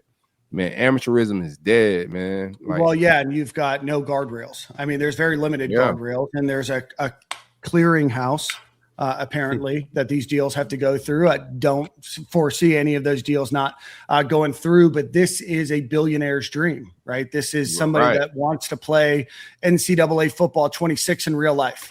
That's what you're seeing, right? Straight up. Corey, you were preaching. I appreciate that. Anthony Pond said, what rule can be put in place that would change incoming freshman pay to be less than veteran production pay in the NFL? You guys we'll talk a little bit more about it. Nothing. Right now, there's nothing, right? It's all NIL. So if you've determined that somebody is worth X number of dollars, then NIL says that you can pay that person whatever you want. Florida values that person at $500,000 and Ole Miss offers that person $1.5 million. That's what they think that person's worth. And until you collectively bargain, and there's a lot of reasons, we talked about it on the last episode, we won't rehash it. There's a lot of reasons why schools don't want collective bargaining. There's insurance, workers' comp. There's a lot of different things about them becoming employees that might get in the way. But until that changes and they become employees or they become contracted individuals with the university, there's nothing you can do right now. I want to throw this up because I see this a lot on social media. The school, Florida, Georgia, Indiana, any school can only pay $20.5 million. The $400 million, which you guys will be shocked, the $400 million you're saying that they're going to use for the swamp, they physically cannot use that money to pay players.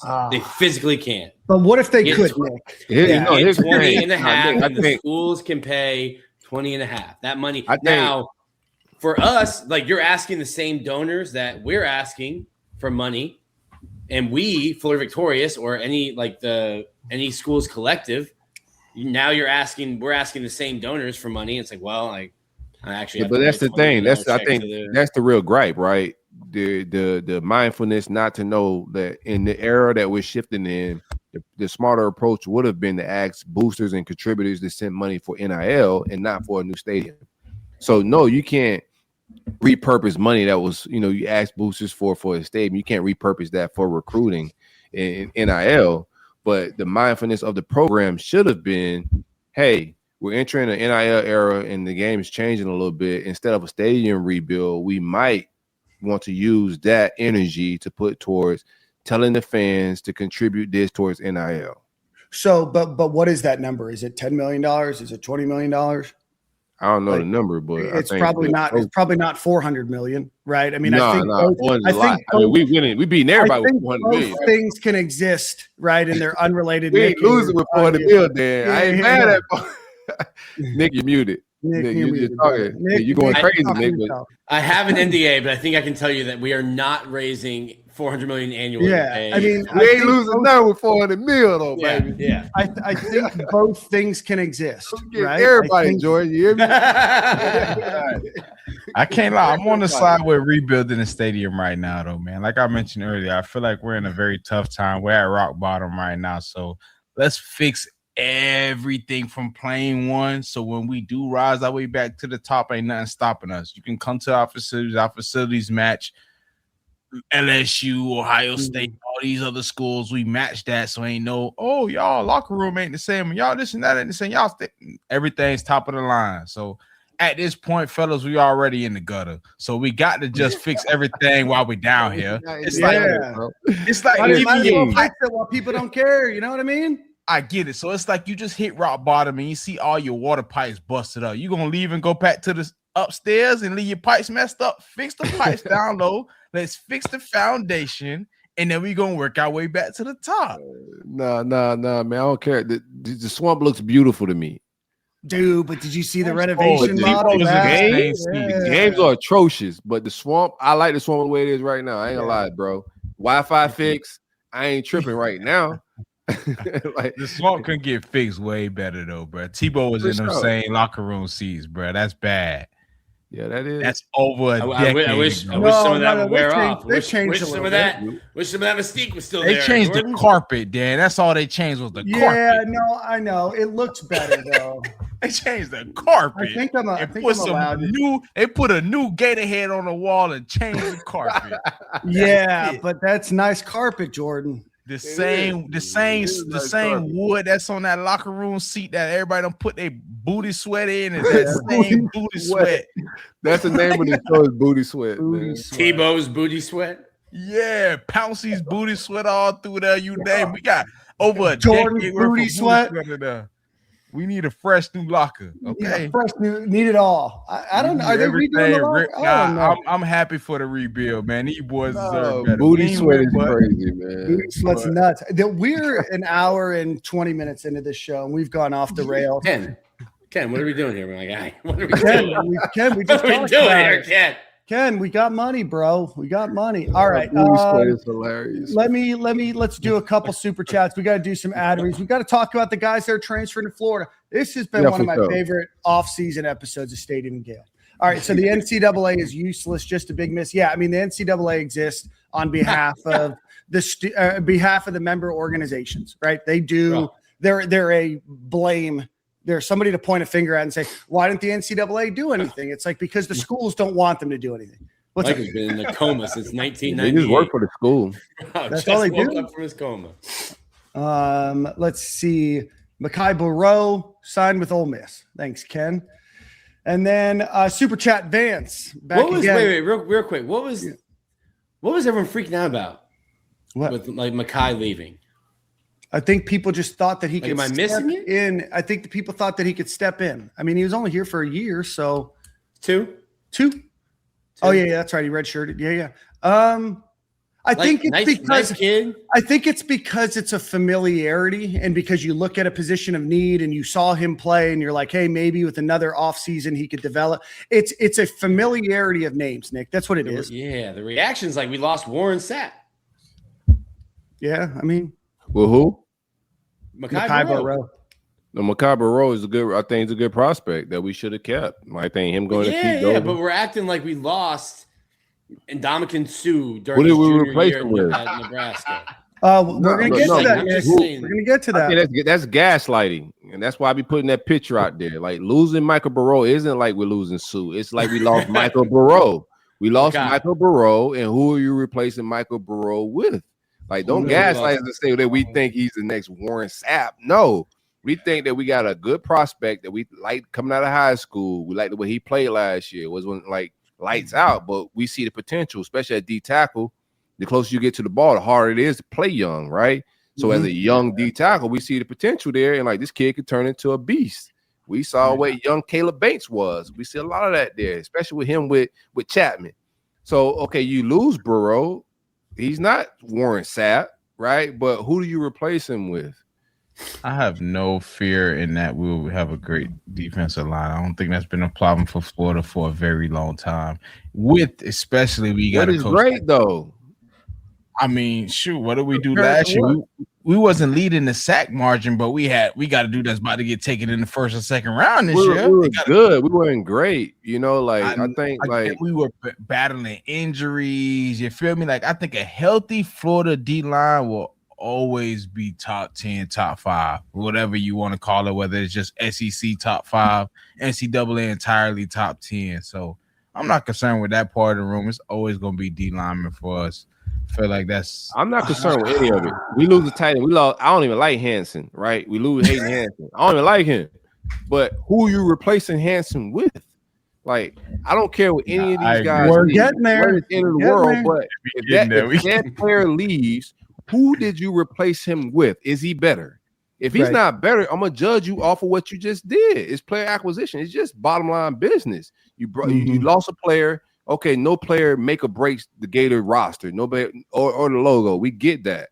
But if that player leaves, just on the bottom line, did we upgrade the roster or did we downgrade the position? You know, what happened? Who did you bring in? It's a downgrade. Okay, it's a downgrade. We got to be real with it. Who's replacing Michael Burrow in the portal? That kid from Baylor, not. He ain't better. So you tell me who's coming in that's better than Micah? Yeah. Let's get it. Had a 66 grade, which is decent by PFF. 62 run defense. Like he was just like we're projecting. We're projecting. Who are you talking about? He was a Makai. His PFF grade. Yeah, he's young. Like D tackles is tough to play that young, bro. The closer you get to the ball, the harder it is, especially in the SEC. Yeah, they get tough. They get grimy down. Grimy down there, bro. I got some dudes that don't even want to come to the SEC at D line. No, that shit is poking your eyes, bro. Yeah. All right. We got a ton to still talk about. This is gonna be a 2-hour show. Jordan, lock in. We haven't done a lot of 2-hour shows with you. We've done 3-hour shows before. We got a couple ad reads. Let's pay our bills. But if you guys want to pay for better players, I want to thank Florida Victorious and Nick sent me. You got some water, man.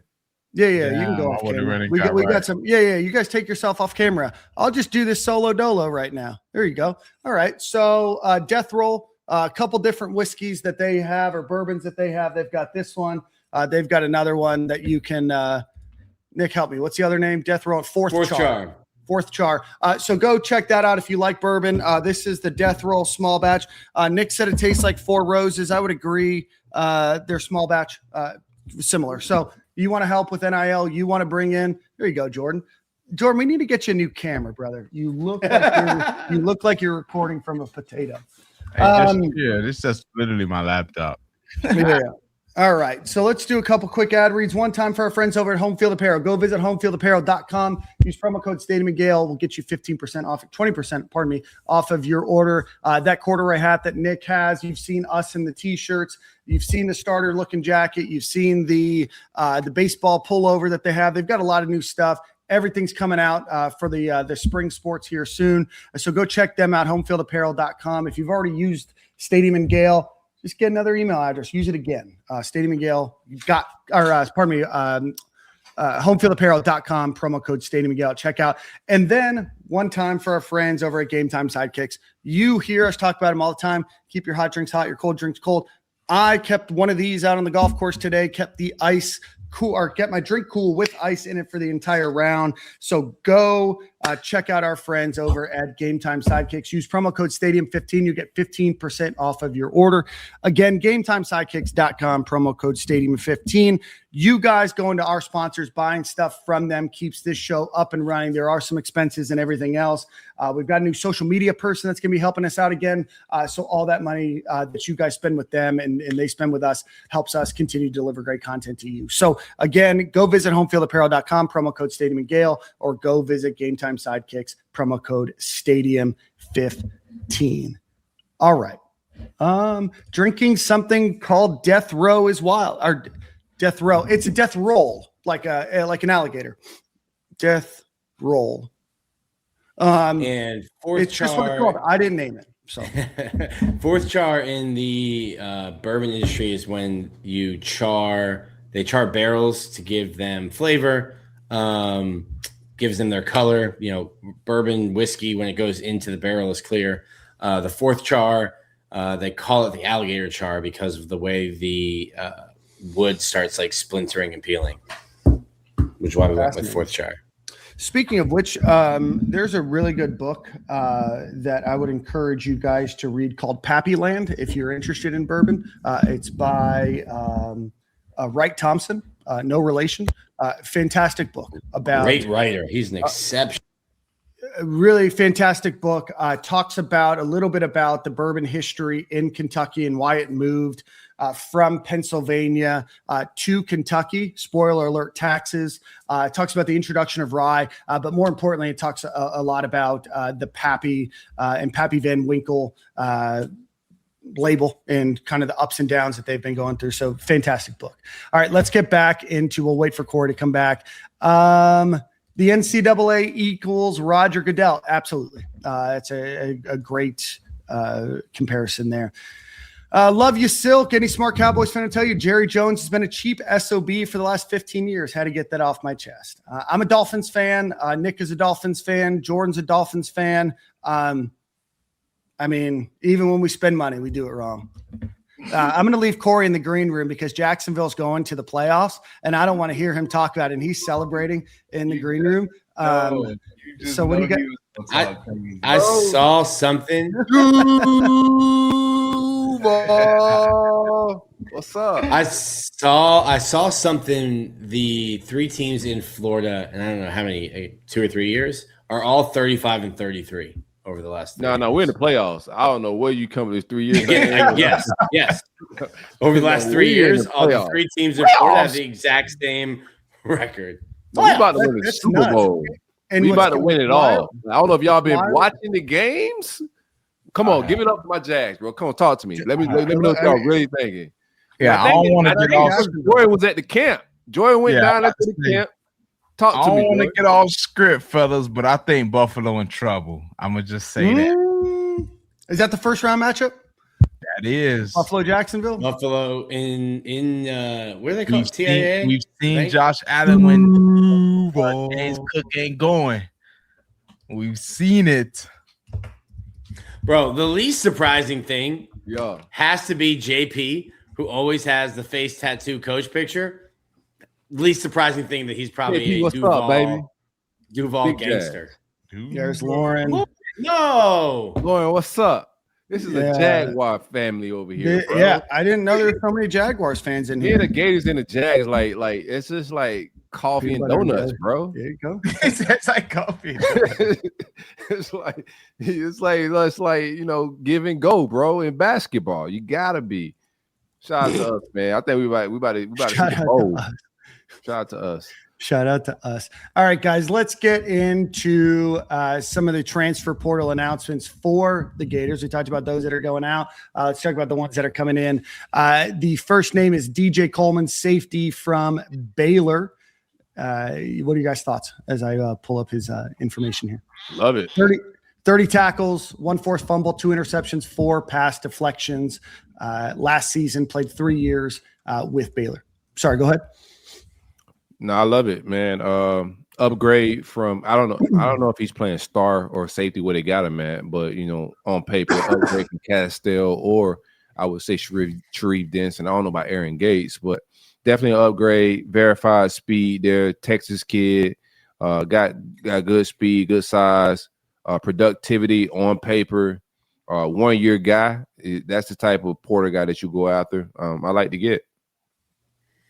Yeah, I kind of agree with that one, man. I watched the tape. They had a little highlight reel for him and everything on the sign, and I feel like he was flying around making plays, and I feel like that's something we need. I think that's kind of the identity we need to bring on, obviously, both sides of the ball, but definitely emphasis on the defense side of the ball with just aggression and playing fast. I think that's what we strive at, and think that's a little bit of our head coach's identity as well. I hope and pray it is. And I think that was a good first get. And I think that made me really excited. Yeah, interesting. I hadn't even thought because I think he played mostly safety. I hadn't even thought about that star position. Not out of it for Aaron Gates yet. That story is yet to be written. But that's interesting because you get Bryce Thornton back, you get Lagonza Hayward back, you get Drake Stubbs back. So you've got an older guy now with those two young guys. Lagonza played a bunch. Drake didn't really play a ton, but I like those two young players. I think they're physical. But yeah, good get at a position of need. Like you look at that defensive back room, I think it's a spot where you need really to reload in the transfer portal because it's thinner than me. That's for sure.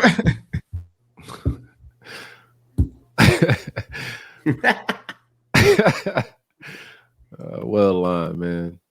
Nah, that was a good one, though. I can't even lie to you. Had to mute myself for that one. Bro, somebody told me I was a couple cookies away from nose tackle. That's just egregious. Oh, that's crazy. So that's like hand in the dirt. A swag nose tackle, but not like Nick's gonna fill in for Mekhi Barrow. Bro, not even a D3. Not even a D3 nose tackle. No, you probably can make HBCU like D tackle. What? I am Hispanic. I am Hispanic.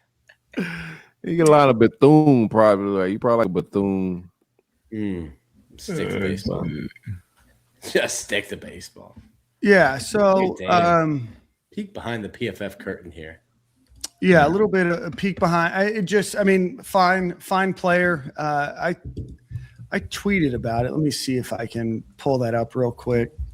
Pull it on up. Real quick, just for the comment section, all the tackles are the same. I don't think Michael Burrow and hold on. Same type of guy. It's not. We don't have to remember his name anymore, Nick. He's not here.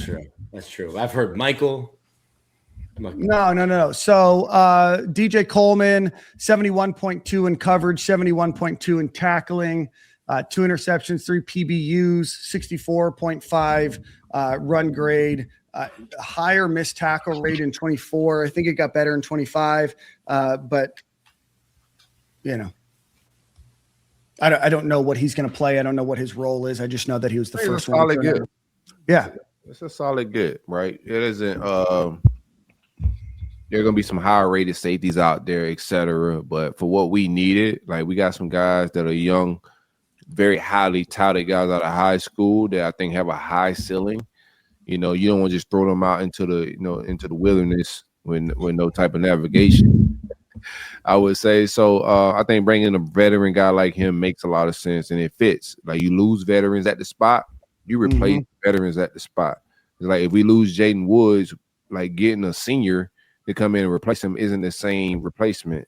No, he was going to be a sophomore, right? You were going to have him for another 2-3 years, so you got to replace him where he was at class wise. So I think for what exited the room, Castell, you got somebody to come in that's better than him. It's an upgrade. I like it. Yeah, bro. We talked about it a little bit in the group chat. His visit list is something. Who's Castell? that? Yeah. Anybody leaving Florida? Are these coaches watching tape? I know we ask fans if they're watching tape, but y'all there. I hope he goes to somebody that we're playing next year. Run right at him. I love you, Jordan. Bro, that's a legit perfect game record. Wilk, have you know? A legit Wilk K. Michael Barrow and Wilk. Gators also grab another player from Baylor, and that is defensive tackle DK Kalu. I can't not hear that in like a DJ Khaled voice. Yeah, not a ton to write home about last season. Let me change. Just a guy, 6'4", 309, started 6 games for Baylor last season. I mean, y'all gotta be honest. Y'all gotta be honest with D tackle position. Now, D tackle isn't a position to where they're gonna scream off on a stat sheet. Just being honest with you. No, but PFF goes more deeper into just assigning I hear you, but I'm more of saying, like, you feel me, taking on double teams, not getting pushed back 3-4 yards off the line of scrimmage. I don't know if PFF assesses that aspect of it. Like, I just want somebody who's going to hold the ground. You feel me? Like, and that's what I'm saying. Push the pocket. I got to see some pushing of the pocket, disruption. Like, exactly. Don't show up. I don't know if what is this size? What's the kid? Is he eating up blockers' paws? Like, what's his size? 6'4", 309. Yeah. Okay, that's good size. You feel me? Like, that's not gonna pop up on a stat sheet. He's not gonna get a bunch of TFLs. He's not gonna get a bunch of sacks. Like, unless he has elite pass rushers on the edge, which are making the quarterback climb the pockets where they just fall in his lap. Like, other than that, as a D tackle, I really don't expect much out of you stat wise. I almost want to watch the tape to see how you establish a line of scrimmage, and if you get another gauge of mine, though, Jordan. I'm gonna tell you another gauge of mine. Let me hear it. When we get a guy, I like to go to their message boards and see like what the fans. If the fans are mad that he left. If fans aren't mad that you left, that let me know, bro. And Brendan Bett was probably more of a force and higher potential when at Baylor than this guy was. I'm not saying he's bad or anything like that. Yeah, Bett's still here. No, I like Bett. I think Bett. I said that even last year. Even after the spitting, gate, etc. I think Bett ceiling's high. Even a lot of people didn't. Jordan didn't like that tape. He didn't like the Bett tape. And I was like, I don't know, bro. I watched the tape. I was just saying. Whoever evaluate, I'm gonna get Chapman the benefit of the doubt with this kid. Bringing him in, but I got to keep it a bean. On paper, this isn't an upgrade from Michael Burrow, right? Chapman, my guy. Chapman got a great eye for D-line talent. I gave him the benefit of the doubt with Brendan Bett and everybody else he's brought in that room. Hell, even the Tavares Brown kid who never played under Chapman is at North Carolina now getting another check, right? So I like Chapman. I'm going to give him his eval respect, but I'm going to keep it a bean. I don't think this is a upgrade. We didn't lose Warren Sapp, but we damn sure ain't gained Warren Sapp. Saw him on the sideline in Dallas. Off of that powder. I don't know. I didn't examine the hand. I didn't examine the handshake with Mike, but I did see a handshake with Mike. I don't know if it was a handoff or a handshake. I don't know what happened. Oh, Nick. Yeah, Nick. Little snow sledding, little skiing. Ski brothers. Great skiing in Dallas last week. I didn't know brothers like to ski like that, man. I know who this is. The Miami ski resorts hit different. Allegedly. Straight up. Oh man. Gators next grab James Madison University tight end Lakota Dupree. Why are you calling? Jordan doesn't know, but he's gassing you up. 6'4", 250. I don't know, He's putting that Duracell on your back anyway. I hope, guys, fellas, we gotta have hope. Let's start the lying now. Let's just hope he pans out to be a guy. Mama gave me hope, man. I ain't get nothing. Off the rip. You got Jordan's internet. Right? That too. If they got my internet, they may be ass out. But nah, straight up, I wasn't impressed with this get right here at all, man. I feel like it was definitely a letdown with just the label we have and the guys that we're able to get. Kind of what Corey was saying earlier today. Like, if we're gonna shop for guys in the portal, it needs to be top tier guys at each position. Mm-hmm. I was kind of disagreeing when we was kind of going on the running back aspect and other positions that were like already we have solidified guys, but at tight end, we don't really have a guy. Like, maybe what was the kid who ended up retaining number 7? Amir. Yeah, Amir Jackson. Maybe that's a guy. Maybe that's why they're kind of shopping low. But I don't know. I don't know. We don't know what's the offense going to look like. Like, we just had 4 years where it was like, if my son was a tight end, I would not let him go to Florida. Like, that's not an offense I want you to be in. If you are trying to catch passes, not where I want you to be. I don't know what the offense is going to look like. It's not going to look like what it looked like at Georgia Tech last year. Exactly. So I have no idea what it's going to look like. This is just. I don't care what it look like. What is he going to do in it? Yeah. How's the blocking look? Can we? The blocking grade is a little 70. Okay, I mean. Yeah, I mean he was. Look at Jordan. He was Jordan's back. An all Sun Belt honorable mention. He's a just DN not, last year. yeah, just not a ton. 17 receptions, 192 yards, 11.3 average, 3 touchdowns. Started his career at Charlotte in a few months, but right now played defense at Charlotte. I mean, look at the inline snaps versus everything else. We know what he does. He's dirty. He gets dirty in there. So I just hope you get dirty for us, so 13 can run off the edge and score. It's too much hope. That's what I'm looking at. That's Jordan's favorite kind of tight end. You feel me? Let me be able to feel safe running outside zone. You can just make me right. No, man. The kid that didn't show up is what we needed. I like it. New Mexico. Yeah, that Dory Moreau kid. That's the type of I think Amir. Fans gave me a hard time. Amir hit the portal. I get it. Some people just gator. If a kid's leaving, he stinks. No, like people would call him Amir Jack. I said we probably need to retain Amir. Amir was the best tight end in that room. He has a high ceiling. People would call him the tallest midget in the room. He's still the tallest midget in that room right now. He can play football, but I thought we needed to retain him. You're only as good as your floor.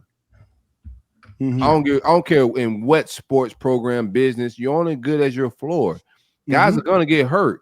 Amir Jackson wasn't healthy last year, even with our receiver room. Like Dallas Wilson wasn't healthy. So who's behind Dallas if Dallas goes out? I understand money-wise, and some of these guys are just depth pieces. That sounds good, but when people get hurt, these guys gotta play, and they just can't be a depth piece. They gotta be actually a playmaker. You gotta play for good depth pieces as well. You're only gonna be as good as your floor. And if this guy's our floor, I don't like it. I'm just give it to me. Yeah, I mean, we just don't know what the offense is, and Florida Boy 72. Appreciate you for joining today. I mean, we just don't know what the offense is going to look like. I mean, yeah, Florida needs blocking tight ends. It's just a matter of did you upgrade, and I don't know if we did. So I'll be out the loop with all these players. What happened to that one highlight tape y'all showed me of the big dude? He played. Has he Kent? Yeah, he running up and down the field. He's number 2 in the room right now. Yeah, he liked that. He just got on the campus. I ain't even too mad at GMU. Let's give him a little chump change and let's move on. We solid over there, fellas. We got as he can. I saw bruh take. Okay, I ain't tripping. I hope he got chump change. I'm gonna be honest with you. That too. I also don't know the money aspect of things. You feel me? I'm just talking. I would hope that we got enough sense. Anybody who is in that Florida upstairs room that got enough sense and brains, that got a bachelor's or master's, to not just with your money like that to something like that. So here's the thing too. These transfer portals, we're not even talking star rankings. We're putting up productivity. So it isn't about, we don't care about, I don't even respect on threes rankings, 247 ranking. When it comes to transfer players, I don't even look at a ranking. I go straight to productivity. And we haven't even talked about any ranking numbers with any of these kids because all that matters with transfer portal is what they've done. I think transfer portal is really for going to get kids that can make you better today than what they've done on the field. Now, you may go get some guys, but what we're talking about is like who you're replacing. So we're replacing Hayden Hansen, right? I don't think this guy's better than Hayden Hansen at blocking, receiving, nothing at all. I don't even like Hayden Hansen. That's like well documented. But I don't think he's an upgrade. I just had the same conversation with Michael Burrow. Michael Burrow wasn't even a 5-star when he entered the portal, I don't think. I'm pretty sure he was like a 3-star. But we're not talking about that. We're talking about just from a talent standpoint and have you upgraded? Have you scaled up the position? Or did we downgrade? It's just bottom line for me. Did we upgrade or did we downgrade? I know some people get tied to it emotionally, but, I watched out the orange and blue and just try to keep things just straightforward. Did we upgrade or did we downgrade? I think we downgraded. Yeah, and we'll see. Right now we're just guessing and we're just looking at history. Players can get better, players can show out, but we've got to look at it with the information that we know now. Bailey Stockton, wide receiver from Georgia Tech, is the next name. 2 years at Georgia Tech. Has just about 440 yards in those 2 years. about 11 and a half yards, 1 touchdown, career long is 33 yards. This year went 21 receptions, 233 yards, 11.1 yards, is going to play that slot receiver. And it's important to note that his coach, Trent McKnight from Georgia Tech, is currently on campus and in a role that will probably be announced at some point. But Aaron Philo, the quarterback Philo, we expect to come to Florida too. So we expected, somebody to come over as well from the wide receiver group, and it's Bailey Stockton. I think I read somewhere that they were high school teammates or something like that. Okay. I'm about to say, I know you on PFF. How does the blocking look? Because obviously receiving great. Hopefully, I can get your nose dirty. What was it? What? Say that again, Jordan. What happened? I don't want to give my take. It's gonna be Jordan's too hard. asking how every single player is blocking for him. Yes, I mean, what else? There's no production receiving wise, so he's trying to see if they could do something else. Like, what's your take, Jordan? We just paid potentially. I don't know if we did this yet, guys. I don't know nothing. We just paid the guys $1.5 million. So I want to see who's going to be blocking for him, okay? And if you're not producing for me on the catching end, I would hope that you in there getting dirty and getting your fingers jammed up on the blocking end of things. You feel me? As a slot receiver, that's kind of important. You probably will be in on the heavy tight end sets. You're that one receiver that's out there to kind of block for us. And, who knows? Or maybe you're the blocker on the bubble screen kind of guy. You know what I'm saying? Those are important too. Like, we need all of those pieces to make the puzzle right. So as I'm looking now, it's fair. Let's get into to blocking here for you, Jordan. There you go. Okay. We can. Okay, that's fair. Not a ton of snaps.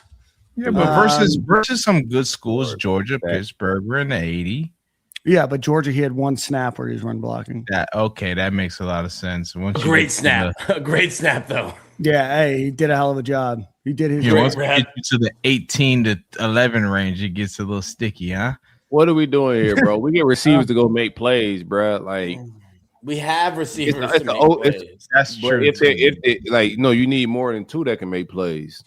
Because those 2 may not stay healthy. Like, how many games did we just talking ball? Like, so, like, if you're in the comment section, like, leave your feelings out of this or go watch another podcast because we're gonna talk ball and just like regular talk. And if you're emotionally tied to it and it hurts your feelings because we just talking regular ball, then this ain't the podcast for you. But on this show, we're gonna talk ball. So Dallas Wilson was healthy. How many games? He missed all the camp, and then he was unhealthy. Three. Love the kid. 4 maybe. Maybe 3-4 games, right? It was a phenomenal 4, though. Don't get it. Yeah, no, he is a hooper. Texas. I think he deserved every dollar that they gave him. I think that he should get wide receiver 1 money, all of that. 2 things could be true. I think he has the potential to be a top 5 receiver in college football. But he also could go play 4 or 5 games next year. Who's behind him? You're only good as your floor. The next guy behind him isn't of that caliber, and there's a huge drop off. Like, you got to expect a drop off of your offense, and that's at every single position. Like, teams that make playoff runs, championship runs, the depth chart behind them, guys, they don't miss a beat when they go from 1 to 2. So that's just what comes with it. If we go from 1 to 2, I don't feel good right now. I'm gonna be honest with you. I do not feel good. Like, I'm gonna address one more thing. So the guy in the comments talking about Caleb Banks. Who was Caleb Banks coming in to replace? Caleb Banks was coming in as a redshirt freshman. He wasn't coming in as a contributor. He was coming in what his ceiling could be. So we're talking about guys that you're replacing. You're replacing Michael Burrow. Who are you replacing Michael Burrow with? Is that guy better than Michael Burrow? Caleb Banks was coming in to replace another freshman or a redshirt freshman. You're not projecting. You got to replace guys that are leaving your roster with the same class. Freshman, sophomore, and then you got to do a production, ceiling. How does this guy project? Caleb Banks was a good get. I called Caleb Banks a good get when we got him because I understood he wasn't a guy that was going to play right away. He was a developmental guy that looked good in a lot of Louisville practice and projecting to be a good defensive tackle. I called that at that time a good take. Not because I thought he was going to be good that year, but because he was a redshirt freshman projecting to be good. Right. So Caleb Banks, that's not the same conversation. Michael Burrow's a guy that was contributing last year. Who are you replacing him with? You bringing another guy that was contributing at Baylor last year. Is Caleb Banks better than him? Or I'm sorry, is Michael Burrow better than the guy that was coming from Baylor? Yes, he is. It's a downgrade on just production. I'm not saying what they both about to go do next year, but of what we saw of both of these athletes, right? We lost a D tackle, we gained a D tackle. What did both put on film last year? I thought Michael is better and has a higher ceiling than the guy we just brought in.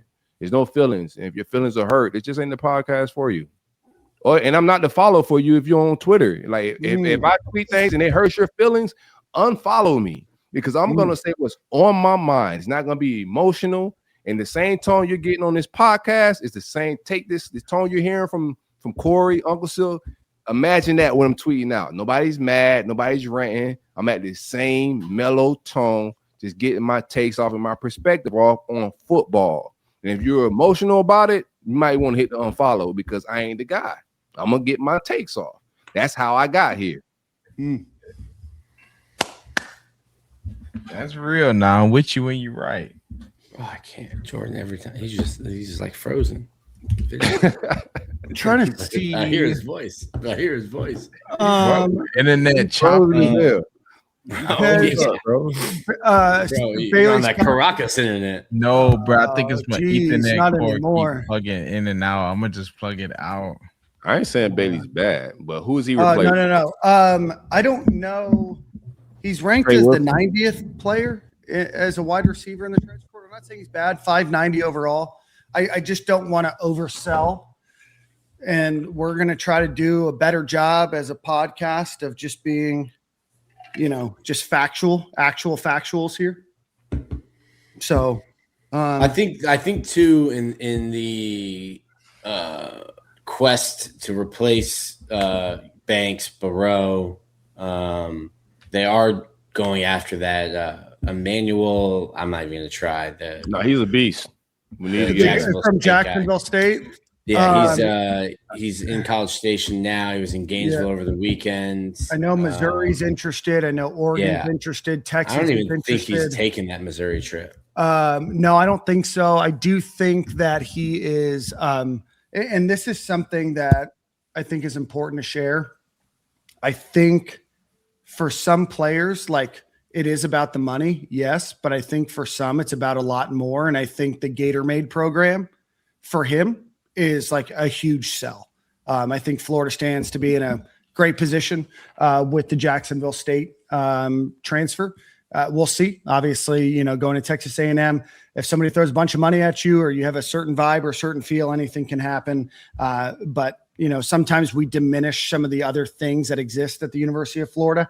And for some, that's huge. And not everybody's just looking for the biggest bag. Sometimes it's what are the other things beyond the bag that can take me?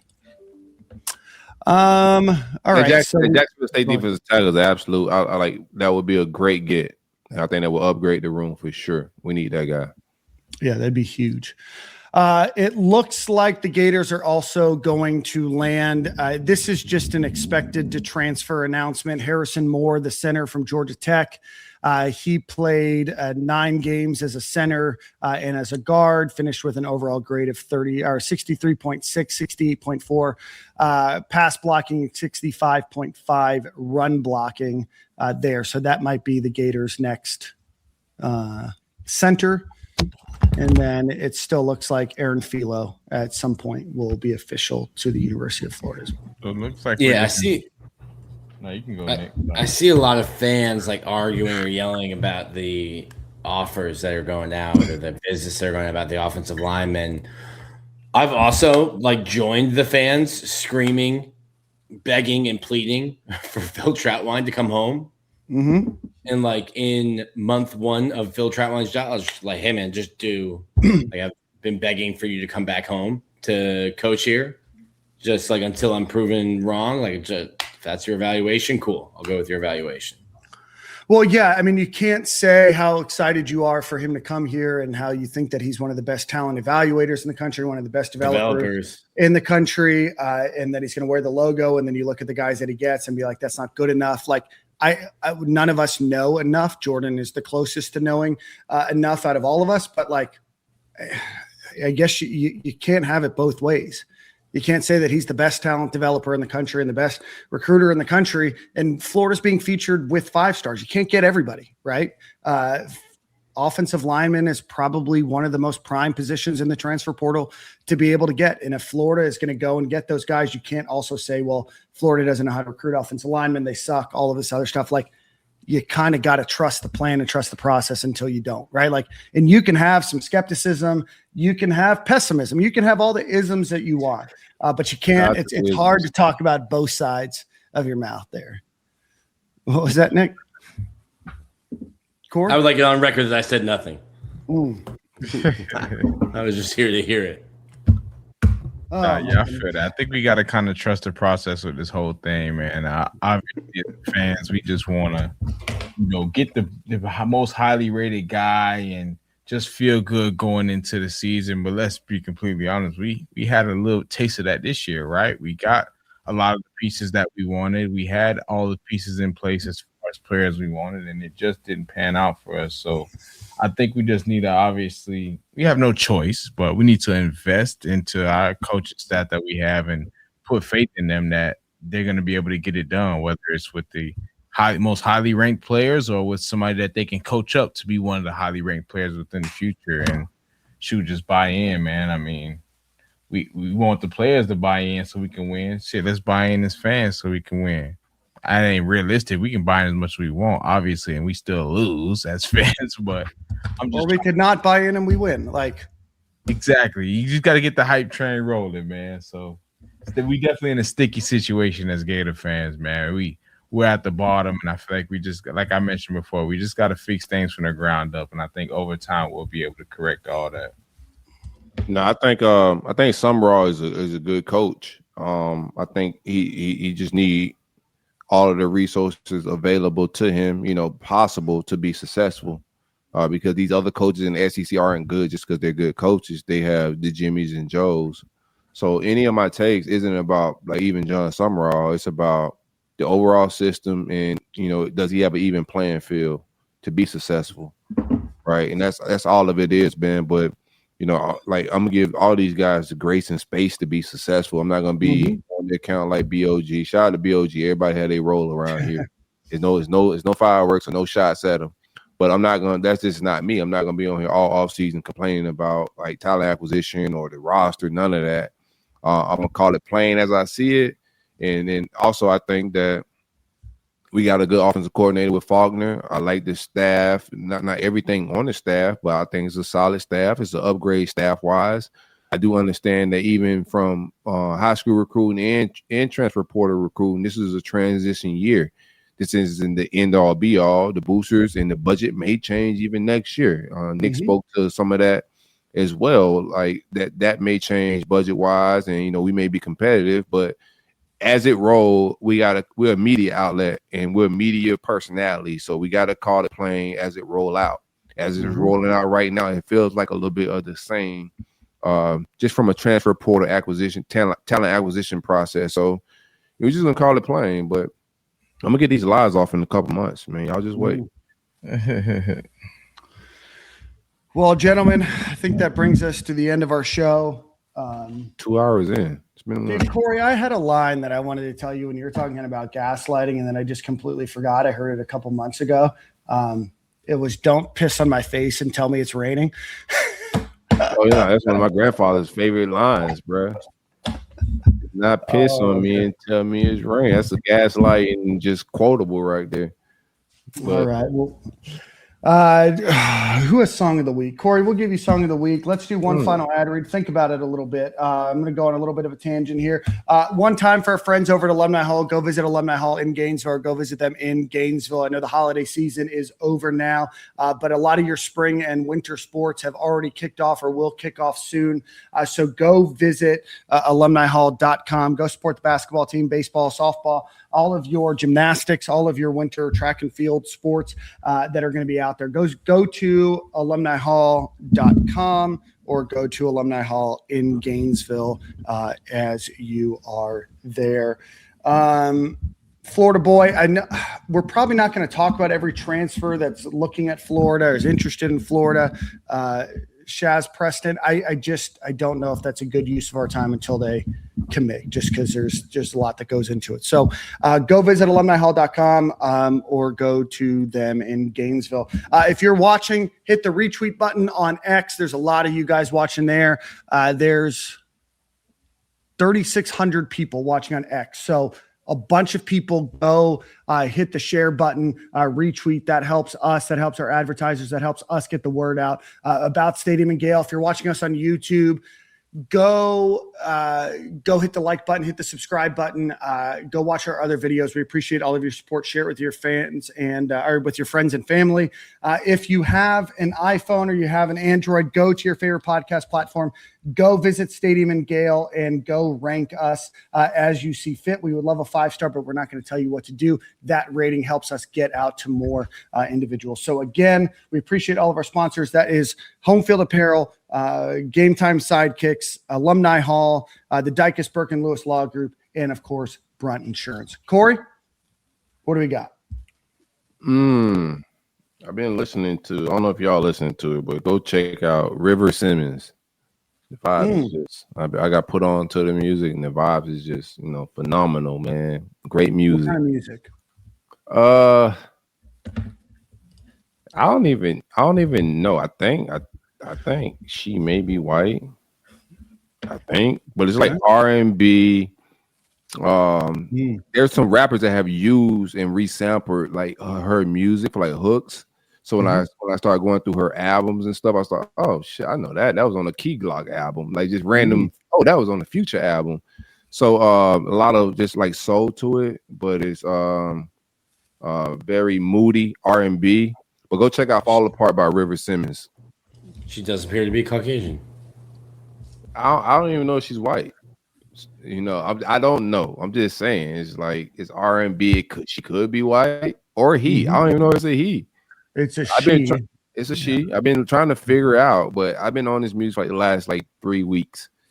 Tried to find the Instagram, didn't find it. Trying to get a gauge of like what they're like in like real life. Didn't really find that. But River Simmons make great music, man. All the albums really vibey. Played it, as I did my little bonfire in the back. Drinking a lot of eggnog over the holidays. This has been the theme music of my holidays. So check out River Simmons. What's the song? Fall Apart. Far Apart or Fall Apart? Hold on. Let me make sure. Far Apart. Okay. Far. Cool. All right. Well, we appreciate everybody for watching Stadium and Gale. We'll be back next Monday. Hit the like button, hit the retweet button before we head out of here, and we will see you guys same corner, same time next week.